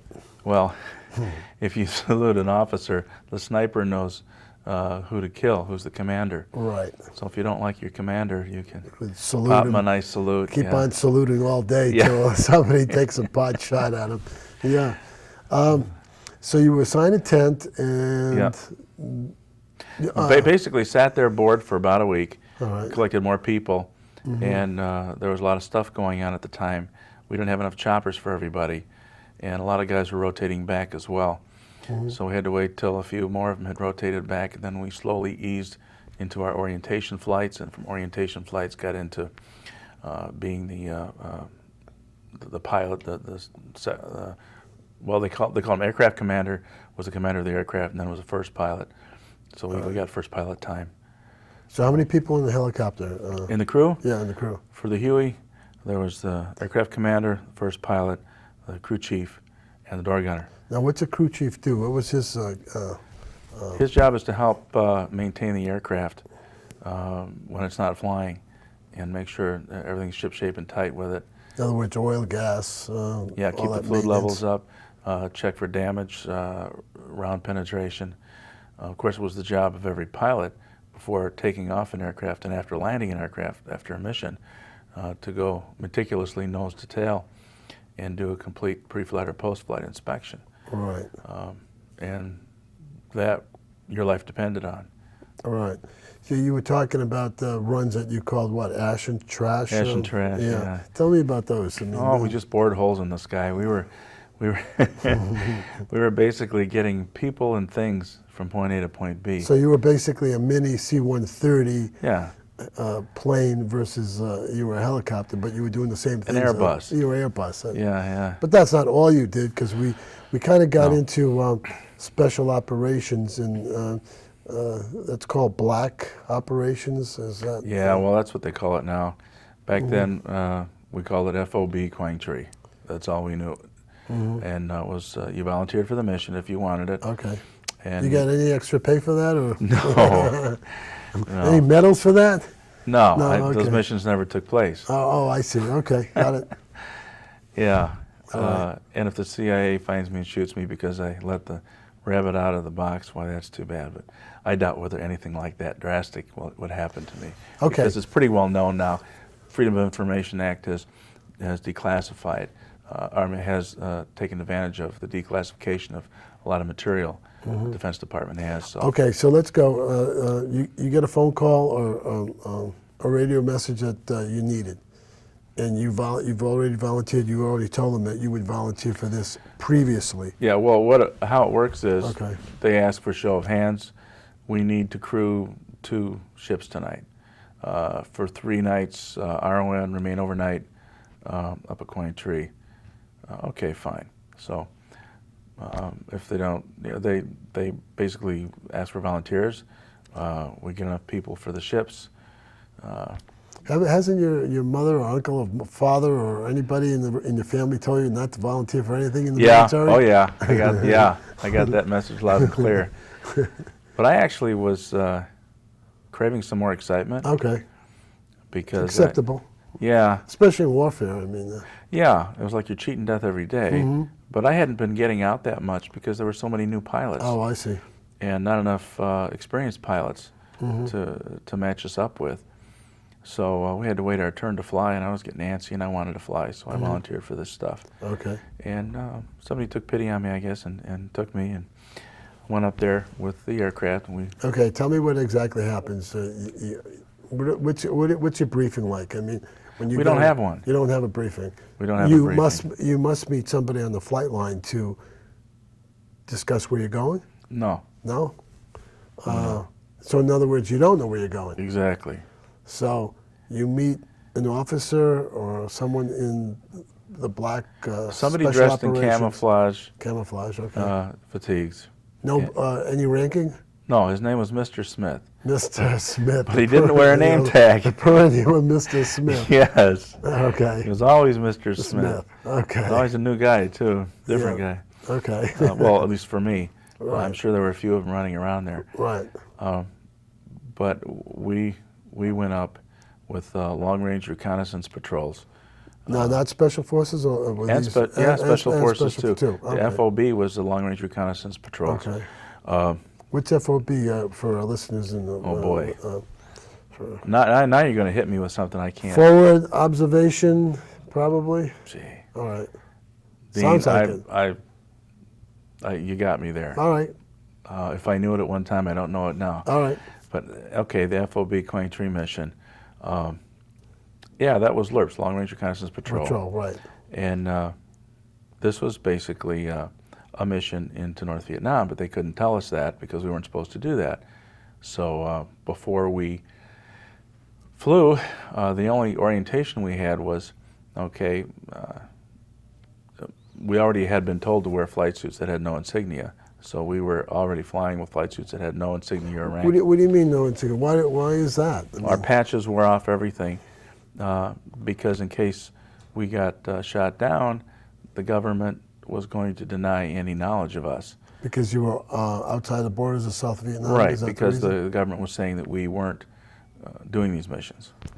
I see. They were denying that. So if we ever got caught, we understood that the government basically would not go after us. Well, the thing is that when you're in the military, everything has your name on it. Just about your boots have your name on it. Your belt has your name on it.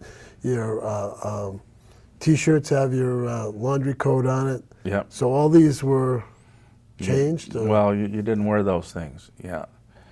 I had 2 pair of leather boots that didn't have any numbers or name in them. Wow. Okay. Yeah, and I wore OD socks,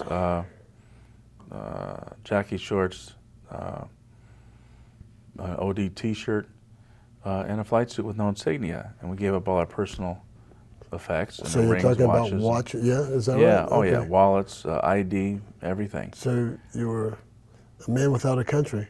Yeah, basically. And that didn't impress me at the time. That was, okay, fine, we do this silly thing. Let me jump through the hoop so I can go on this Okay. exciting mission, All right. which nobody wants me to know what we're doing. Right. But when Mr. Smith tells you, and you're up at Dong Ha picking up your troops right there, and or maybe out of Quang Tri, depending on which one they were doing a lift out of, we could go up to Camp Alpha and be over the demilitarized zone in less than 5 minutes.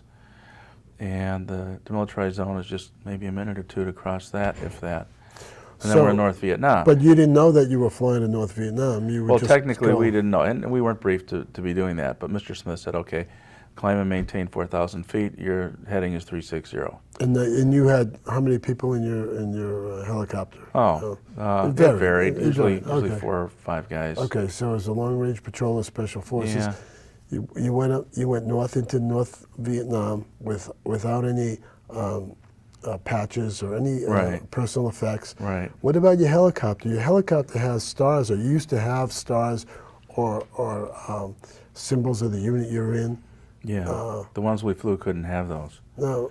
so they had to be aircraft that didn't have those markings on them. Or were they painted over? Is that what? Is it? I'm not sure how they did it, All right. or if they resurrected old birds that maintenance was tired of keeping in there as hangar queens. I don't know. Right. But that wasn't something I was even interested in. Mm-hmm. I found it kind of strange, though, that we weren't given a briefing until we were up in the air, and then Mr. Smith just basically said over the intercom, his directions, and we went north. And when you go north for more than 5 minutes, you're in North Vietnam. So he gave you the degree coordinates Oh, to yeah. fly? Oh, okay. Yeah, and then he dropped us down when we started getting to some mountains. He dropped us down. Of course, we went northwest a little bit, not completely Okay. north all the time. Right. But basically, he directed us, and we ran with no lights, no position Right, lights. that's typical. And basically, he would tell us about where we should begin looking for a little light from the ground, and it was typically a smudge pot. Sometimes it was a little what do you call it? Little strobe that had a cone around it, so it would only direct light upwards, Okay. and it wouldn't. So the strobe would flicker on and off, Yeah. and you would spot that strobe in the darkness, because I don't think they had electricity in that part No. of that You part had to of the be world. flying over it. Yeah, And you was all did dark. fly over it. There was no Yeah. problem, huh? yeah. So what happens when who put the strobe light there? That's the question. I don't know. Somebody had to put it there. Oh yeah, All I'm right. sure, and I'm not too sure to this day what all went on with those teams. All I know is that instead of finding excitement, I was bored because nothing exciting happened, which was probably good. Right, I would think so. But we didn't know what was going on. We didn't know the purpose of these missions. Well, the purpose was seek and destroy. We knew that. That was what the alert mission was. But later on, we found out a lot more detail about what that kind of stuff was all about. So. In Vietnam you found out, or when you came back to the After I States? came back. Yeah. Oh, okay. All right. Yeah. And So, the information was released. so did you go back and pick those guys up, or did another Huey go back and pick those? We usually guys went back the next night. Oh, the and next picked them night. up at a particular place. Some nights another Huey went, and we did another insertion. So this basically went on all the time. I mean, Oh, this yeah. it was quite Yeah. common. Yeah. Oh wow. Yeah, and each of our battalions, each of our companies, lift companies in our battalion, had the duty to send in so many ships, whatever they wanted, Right. for 3 nights. Now, what about members of your crew, like the crew chief and the other gunner? Well, they had to volunteer too. They had to volunteer too. Oh, yeah. So you could have a mishmash of people that you didn't work with before as a team on the ship. Yeah, So okay. yeah. So no extra pay. You just did it for the hell of it, huh? Yeah. That's interesting. But how many missions did you do of these? I remember 3, Three. which really is not all that much. There were guys in my unit, W.T. Grant, for example. He flew with the Kingsman, and he established somewhat of a reputation as a guy that went in there and always got these guys out. And he was accepted as one of the LERP guys, and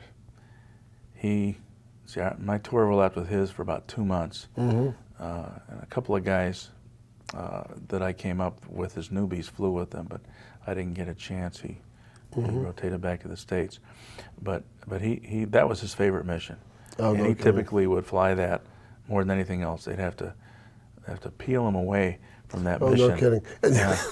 he probably doesn't get credit for it at all, because it's not supposed to have happened. Well, yeah, but the LERP community knows what they did, Right. and we know what we did, Right. and so it's like It's like a brotherhood. it's a brotherhood, but it's an open secret too. Right. And all that stuff's been declassified, Dean. Right. So it's not really You mentioned the Kingsman. What is that? I mean, Kingsman. It used to sounds be like sounds like a chess game or something. Like Yeah. King and the.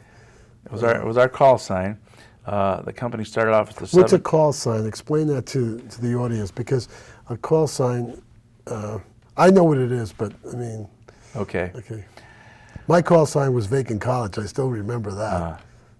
I had various call signs here. It's on my hat. Oh, I see. I started out with the Kingsman, All right. and I had the Kingsman call sign of whoever the aircraft commander was. Right. So that identified us as the person who's speaking, or the airship rather, who's speaking. Right. So if we wanted to communicate with another helicopter, we'd say, this is Kingsman 1-2. If I was the right seat, which I was, I'd see this is 1-2 Alpha. Okay. So right. they'd identify aircraft commander or first pilot. Okay. and I'd give the message or ask a question or whatever. Right. And that was the appropriate way to do it. Was the gunner and the crew chief member also assigned a number? Or No. no, they didn't have communications. No. You had internal communications with them Right. within the helicopter. And technically, they had the opportunity to broadcast too if they needed to. Oh, I see. They had that option I see. on their little radio control box. Okay. Now, what kind of armament did you carry in the helicopter when you went north? Did you have any Two specific? M60s. Two M60s? Yeah. Well, I M60 mean, on machine the gun. side. That's it. On the side of the helicopter. No armament.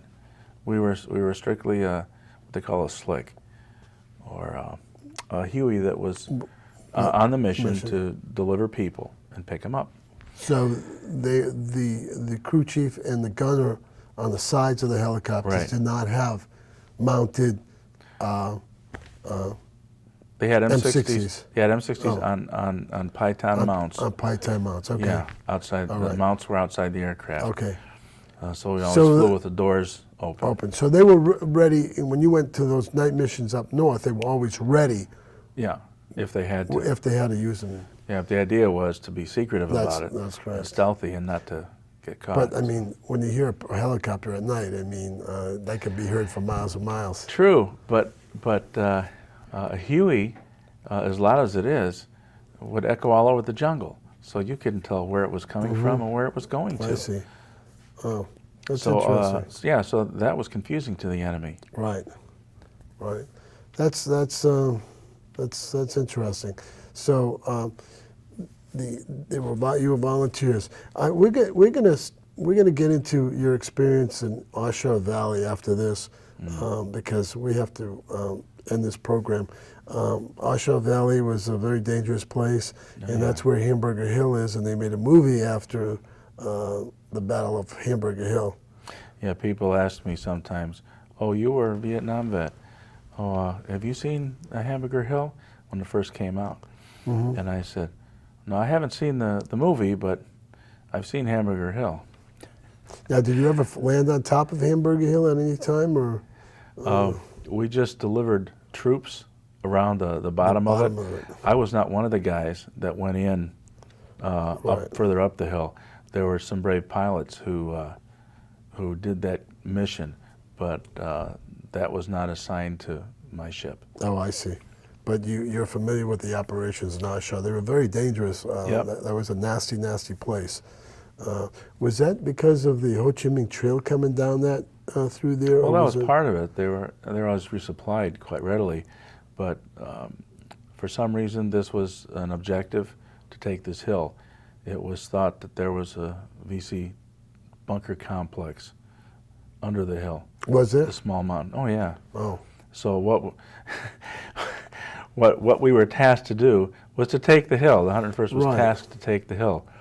So they put a lot of artillery in there first to soften it up, and then came in with the troops. And of course, they were getting shot at a lot, the first ships that came in, so they had to break it off. And basically it became a quagmire. Once they landed people in there, they had to assist them and resupply them. I see. That's the VC strategy. Let them land several shiploads of people, and then prevent other people from landing. yeah. Thank you for coming for the show. And in the next part, this is part 4, we're going to go into part 5. Okay. And we'll discuss Hamburger Hill and Oshawa Valley. And, I want to thank you for coming. All right, Dean, you're welcome. It was My very pleasure. interesting. I thought it was highly interesting in regards to your operations in the black, because a lot of Americans don't believe that, but and we'll talk about Hamburger Hill. I don't know if I ever showed you this this DVD. Did you see this? This is Yeah, you told me. I haven't seen it.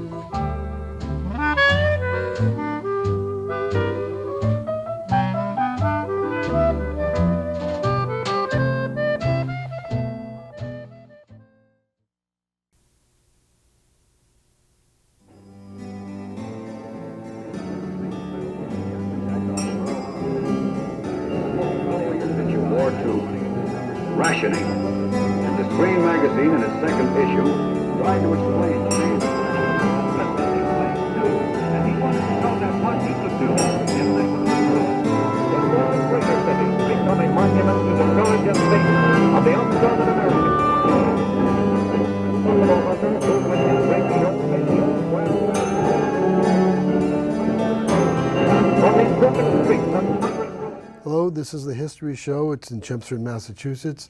This is the Veterans History Project. My name's Dean Contover, and I have a helicopter pilot from Vietnam. His name is Paul Steinke, and we've been asking him questions. I think this is the 5th show we've done, and the last time we left off was we were talking about Hamburger Hill. There was a movie or a DVD about Hamburger Hill. What can you tell me about that battle? I mean, they made a movie into it, and I found it very interesting. Yeah, over 500 people lost their lives. 500? Yeah. What, all in 1 week, or? Well, within several weeks. Wow. And then we gave the hill up, and a few weeks later, it was decided we needed it again. And so more lives were lost to do the same thing. And it was just what made it such an important hill? I mean, that we had to take this hill and take the casualties that we took. I don't know. I mean, the enemy obviously was in the hill or on top of the hill. Yeah, but they were everywhere. So. Well, why don't we take the hill from the top on down? Oh, you mean just land the troops up there? Land the troops on the top rather than fighting up the hill. I mean, isn't that the old World War II tactics? I mean.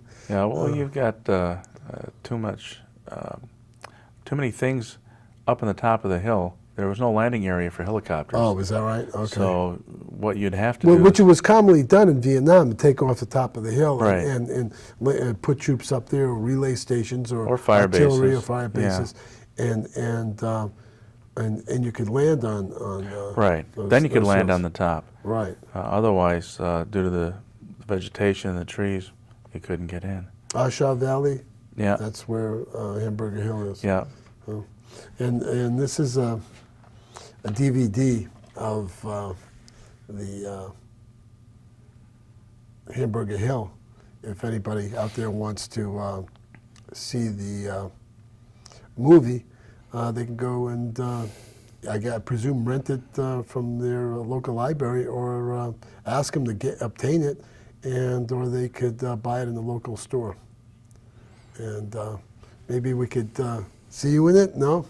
No, I don't think so. Never saw the movie. Never saw the movie. Oh, well, I mean. But I've seen Hamburger Hill. Yeah, I'm sure you did live. Yeah. And so we took a lot of casualties there, Yeah. right? So we're talking 500 killed in action? Over 500. Over, yeah. not counted wounded in action. Usually Right. it's 2-to-1 ratio. Right. Wow. So that sort of wiped out a whole battalion almost. it did a lot of bad things to the morale of everybody over there. Oh, it did. That's a good Yeah. point. The morale. Prior to that, the morale was up, and after that, the morale the morale was, I don't know if you would say it was up. It was at least where you'd expect it to be, that soldiers were willing to do their jobs. The pilots were willing to do their jobs. But to continually go in under a hail of bullets, where you're probably going to get shot down to almost certain death, just to try to deliver fresh bodies to be ground up into hamburger again, was kind of not a only fruitless that. task. You had to bring in water. You had to bring ammunition. You had to take out bodies and take out wounded. Right. So I mean, and they could easily shoot you down because you're very vulnerable as a target in Vietnam as a helicopter pilot. Yeah. Plus, the enemy knew where you were going to land, so they just simply have to wait for you, and then wait till you cross their sights and let you have it. Right. So, quick thought about this.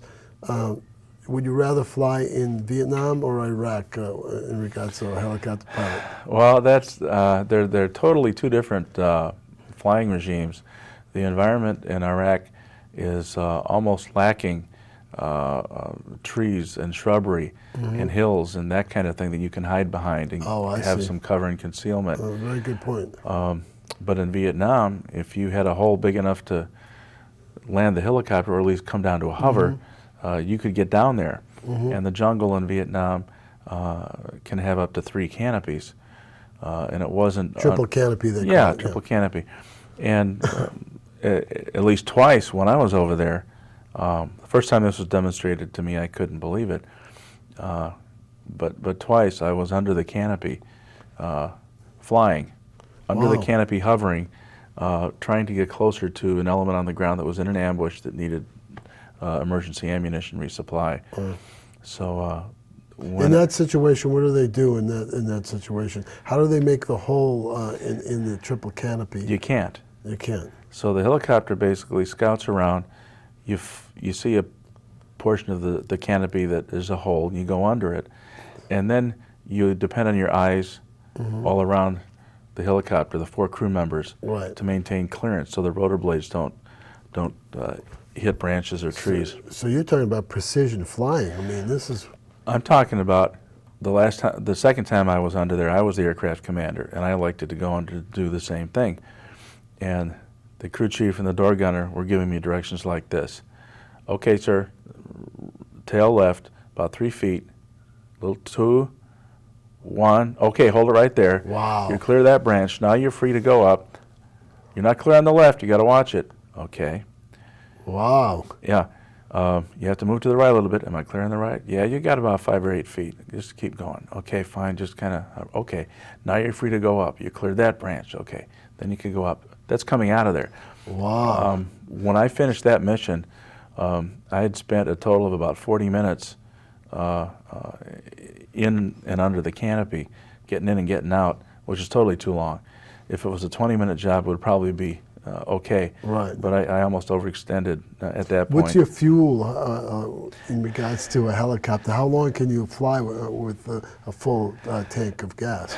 Well, the Huey, we go by pounds of fuel, and it had 212 pounds. So you could go about an hour 45 before you would get into your reserve. So you didn't want to fly more than 2 hours. Right. Basically. Okay. So basically what would happen is you would fly to a depot that had fuel in it, gas up, and go back, or load up, or... We'd fly to a POL farm. Okay. Petroleum, petroleum. oil, and lubricants. Right, okay. And they were huge fuel blivets, tens of thousands of gallons of jet fuel. Right. And we would land at these places in the middle of nowhere, and some guy would hitch up a static line so we wouldn't spark a fire. And, Okay, understandable. and then he'd refuel us. So this is like a gas station, Yeah. and this guy would come and just... Yeah, and you don't shut off Fuel. your engine either. You keep the blades turning. So it's a hot refuel. But you're on the ground. You're on the You're ground. not hovering. You're not hovering. Okay. Wow. But you don't shut the engine down. Oh, I see. So Wow. That's interesting. So I've seen pictures where they blow a hole in the canopy or something like that. How's that done? I mean, one of the first couple missions I had was in that hole that they blow in the canopy on the side of a mountain. Right. It's called a daisy cutter bomb. It's a 10,000-pound bomb that was Right. left over from World War II. Okay. And basically, it's deployed with a C-130 cargo aircraft with the drogue chutes that when the C-130 has its gate down, the tail's down, and it pulls one of these 45-degree numbers and starts going up, the chutes deploy, pulling the bomb out and just making the nose point down. So they more or less they push it out of the... Yeah, pulls it out of the pull aircraft, pushes it out of the aircraft, Aircraft. and then straighten out the nose so it's pointing down, and then the thing is set to go off at any particular altitude that you want above the ground. So there's no troops on the ground? Oh, no, this is to blow a hole. In fact, you could get 3 Hueys, maybe sometimes 4, in one of those holes. Oh, no kidding, that Yeah, many, huh? yeah. If you didn't have much vegetation, if it was like zero canopy and Right. you just had small scrub around. Right. What would happen if there's a stump sticking up, or you try to avoid that? Yeah, you try not to get impaled on the Right, thing, because right. once you get stuck, it's very difficult to extricate yourself from a situation like that. So we try to maintain hover integrity above all these things. And sometimes, like one time I flew into a landing zone that was just blown. By blown, I mean they used C4 plastic explosives to Right. blow the trees in place. Right. And this was about 3 or 4 kilometers to the east of Hamburger Hill, about a year after that action had occurred. And we were in a 2-ship flight, and I was a lead ship, and I went in there first, and we had to kind of chop our way down a little bit through the hole in the jungle because there were still branches and vines and things. But this was all green stuff, so it pretty much broke apart. Rotor blades turn pretty quickly, so the ends and the tips can cut their way through stuff that's not too big. It's not too big because it can knock your ship down. I mean, if you hit a tree or something, you're gone. You're gone. Well, the most important thing is to keep your tail clear, because once you lose the tail rotor, then you lose rotational control and you start spinning and you crash. I see. But we had to get down. I couldn't get down to the bottom because when they blow the trees, the slivers have to go somewhere, and they go down. Right. And you've got about waist high, sometimes chest high tree parts. Right. All raggedy tree parts and stumps. So we could go down only so far before we encountered those stumps, and these guys had to pass up the bodies of their comrades to us. Wow. And that was the first time I flew bodies without the benefit of body bags. They had run out of body bags and the action there, and it was... body bag's a plastic bag for our viewers. Black bag. And it's a black bag. It has a zipper on it, and you put the pieces, if there are pieces. Or the people. Yeah, we didn't have any at that time. So they basically had little stretchers they made out of tree branches and poncho liners, and would hand these guys up, and our crew chief and door gunner were basically spreading them out on the floor of the Huey, and we had about 5 or 6 of them. And wow. I said, no, this is, I thought they were, I didn't know they were dead. I didn't realize that, because we'd never picked up dead people this way. Right. It was usually with the body bags. Right. But now, were these explosives that they were killed by, or was it bullet rounds that they were? I don't know. I didn't see any pieces, so I saw intact bodies. Right. So I imagine it was enemy fire somehow. Right. But not that they were blown up, not that I could tell. I see. And then the smell was terrible because they had been unable to get a helicopter in for several days. In the jungle. In the jungle. Yeah. And so that made them very ripe. And, wow. And we finally got out of there by pulling, one of these max performance takeoffs out of that hole. And I called my wingman, told him it was safe to come in. So he came in as I was leaving, and just as he was hovering over the hole to enter it, he blew up. How did he blow up? Well, I contacted the guy on the ground. I had radio contact with him, and, right. But he didn't get on the radio for a while, for a few seconds. When he came back on, he said that he needed emergency medevac. He had burning wounded all around him, and he said the Viet Cong had been hiding in the debris in the bottom of of that hole, and it basically had a rocket propelled grenade. He shot up into the belly of the Huey. Wow. And just blew it all up. Well, how far off the ground was he? I mean, he was just going into the hole. Yeah. We lost him, the pilot. All 4. All 4 of them. Yeah, all the crew. Plus the bodies there were still more bodies on plus the ground. People on the ground. Yeah. And so we had to report that, and we relayed a report in to Eagle Dust Off and got a medevac started, and we got up to about 8,000 or 9,000 feet to clear the mountains and to be above a small arms fire range. And my crew stopped talking to me, and they wouldn't say anything to me. Couldn't get a word out of them. They sounded really sick when they could make any noises. And I glanced over my shoulder, and I saw that these guys were dead. That's when I realized they were dead. Wow. Now you belong to the Kingsmen. Is that it? Yeah, the Kingsmen. We landed at the castle at Camp Eagle. It's B Company, the 101st Assault Helicopter Battalion. Right. 101st Airborne Division. And on the back of it says combat assaults day and night. We've discussed combat assaults, right? Emergency ammo resupply. I don't think we discussed that. It's basically just going into dropping off ammo. Is this pushing it out of the helicopter? Sometimes you had to do that and hope enough fell down through the jungle to help them out. Oh, wow. Yeah. And did you also supply, when you flew ammo in, did you also fly water in at the same time? Not at the same time, Not at the same usually. time. No, usually we did water with ash and trash. Ammo was ammo. If Mm-hmm. they needed ammo, they needed a lot of it, and they needed it now. Right, So- no doubt. Okay. What's Firefly? Firefly, a Firefly mission was basically a mission that allowed the enemy to be seen at night. And we had a bank of lights strapped on the bottom of the helicopter. You mean like lights at a football stadium or something? Yeah, like really that? bright, like arc Oh, lights. Like arc lights, yeah. Yeah, and basically it was a self-contained unit, ran off its own energy source. Okay. And it shut out 1 million candle power, Wow. which today isn't much because you can hold that in one hand beam now. Right.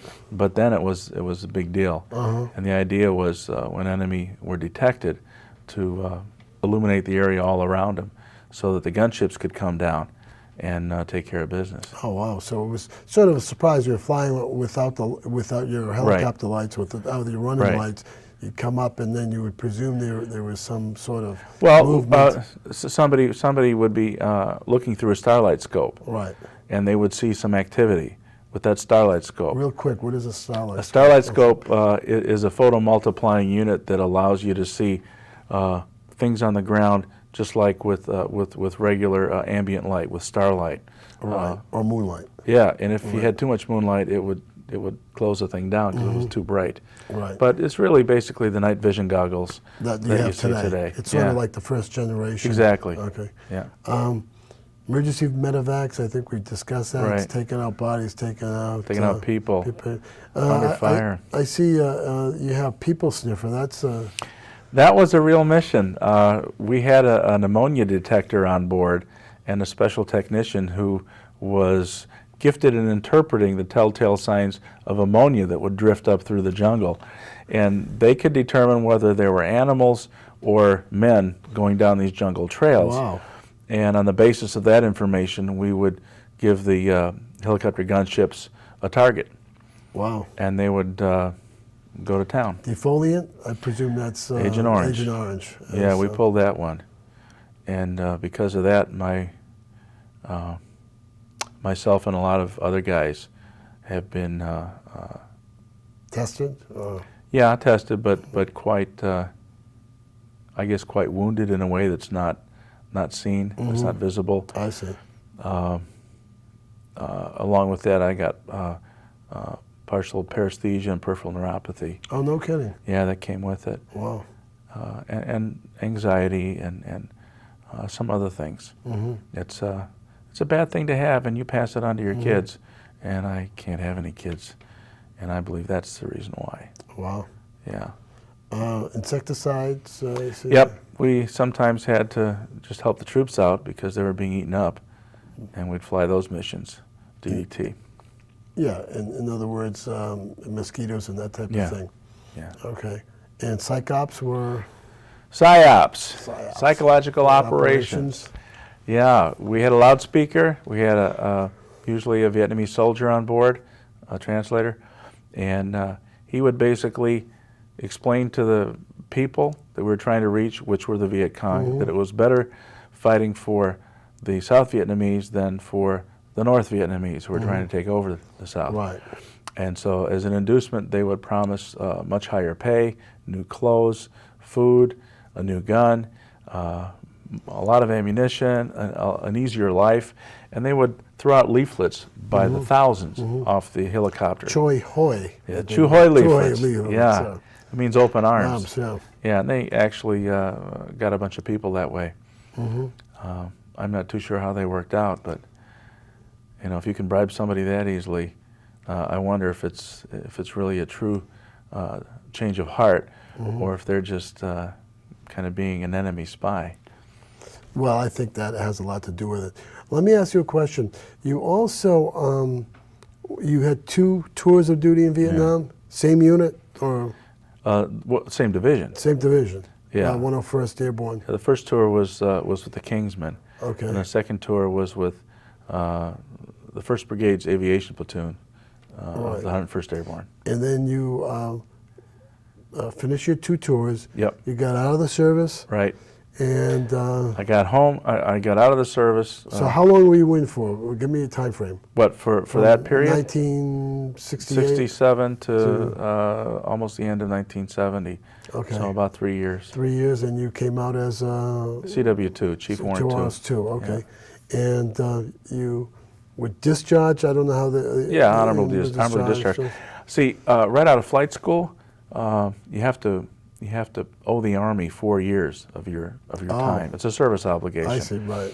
But in 1969, President Nixon had been elected, and he had promised to get out of Vietnam. Right. And so he was starting a big drawdown.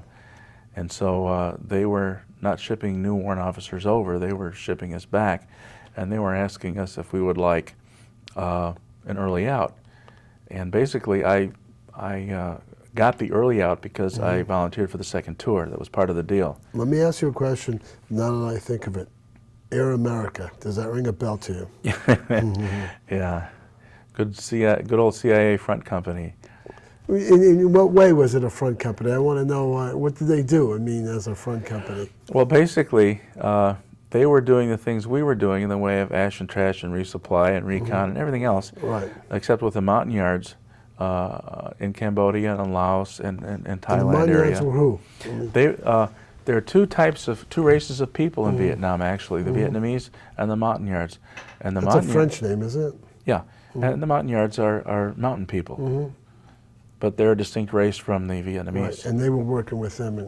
Yes. I see. The other question I had, you got out, and then I think you told me earlier that you got called back in. 1981, I got recalled. So you got out in 69 and 81, you got recalled almost, what, 10, 11 years later? Yeah, I got out in 70, got recalled in 70. In 81, yeah. Wow, why was that? Why were you recalled back? President Reagan had been recently elected, Right. and President Carter had basically emasculated the defense posture of this country, just kind of like President Clinton did, Right. without building any of it back up. So President Reagan was elected and believed he had a mandate from the people to build the armed forces back up. And this was part of the buildup.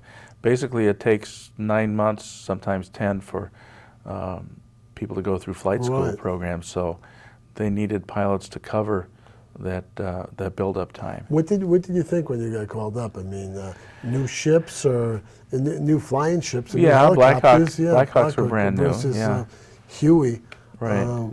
Was it Huey 1B? Is that what? I flew the D. Well, I flew in the 101st. I flew the D models and the H models. And the H models. Okay. There's Yeah. different models of ships here that we call them ships, right? Yeah, airships. Yeah. And different models in the military for everything. There's always an A model, a B model, a C model, a D model in the military. So.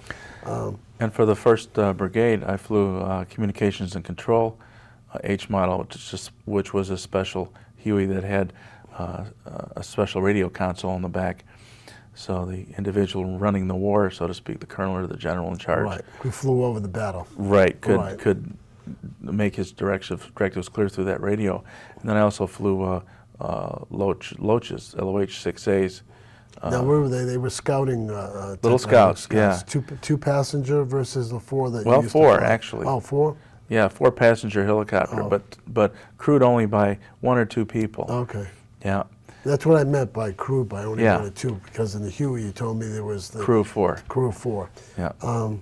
The thing is, what did you think of the Black Hawk helicopter versus the Huey that you flew?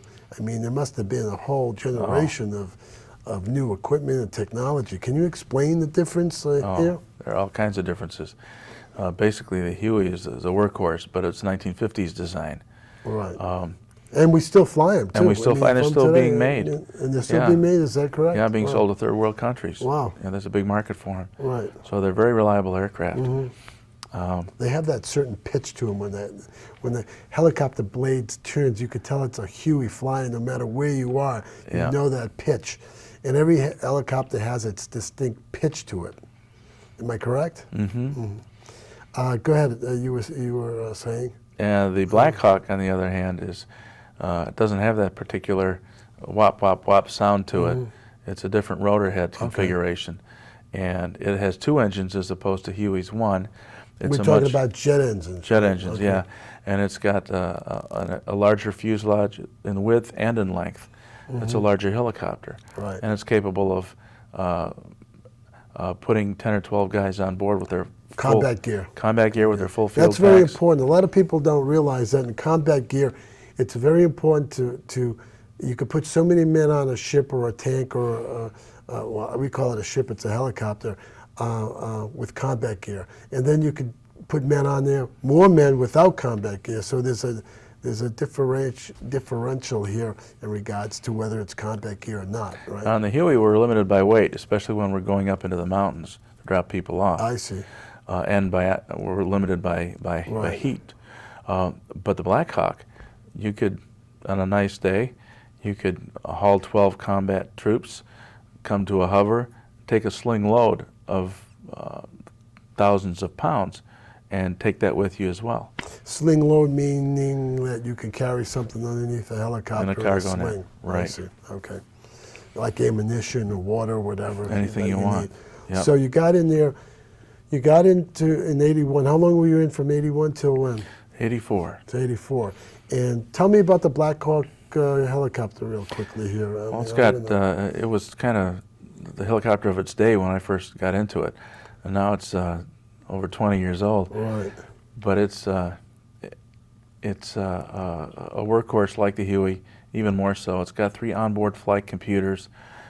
Which the Huey didn't have computers Didn't have at any all. computers. Okay. Yeah. 3 on board? Yep. Is this one for a backup? Is there one backup? Well, or is one's this- for navigational. Okay. That's a Doppler. Okay. Doppler system. Okay. Doppler system. And then another one is to help with the controls, because in the Huey you had hydraulics and servo mechanisms. Right. There, in the Black Hawk you have hydraulics and servo mechanisms, but you also have a fly-by-wire component, an electronic component that works on chips. Right. Okay. So you have multiple systems. And the problem with multiple systems is the more things you have there, the more things can go wrong. So there's the risk of, like the moonshot. How many times did they try to do that before it finally, finally worked? Because of all those parts and pieces that had to work perfectly. Perfectly.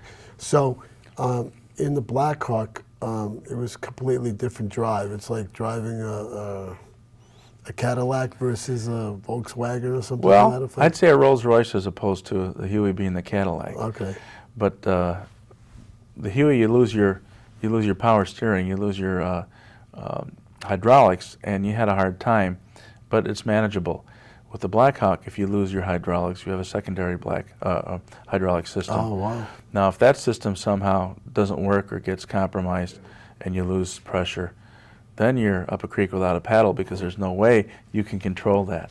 On the Black Hawk, a crew of 4, same thing? Yes. Okay. Yes. And you enjoyed flying the Black Hawk? Oh, yeah. It's a very powerful aircraft. Okay. Did you have night vision versus in Vietnam? You didn't have night vision, No. but in those days they had second generation, or Yeah, third generation night vision? well, actually 5th. 5th generation at yeah. that time in 81. Right. Okay. And I had to train on those. So you had a flip down night vision Didn't have the glasses. flips. Didn't have the flips. No. Special ops did, but we Right. didn't. Wow. But they were available to special ops. Oh, I to see. the, That's very Yeah. interesting, yeah, because that's important to see. And Got to see where you're going, yeah, yeah, and that's the battle. yeah. It's all done at night. They say that's a problem with depth perception. Oh yes, and as well as field of view. You're limited to about a 30-degree range, Oh, is that right? Okay. and you have to have one eye focused on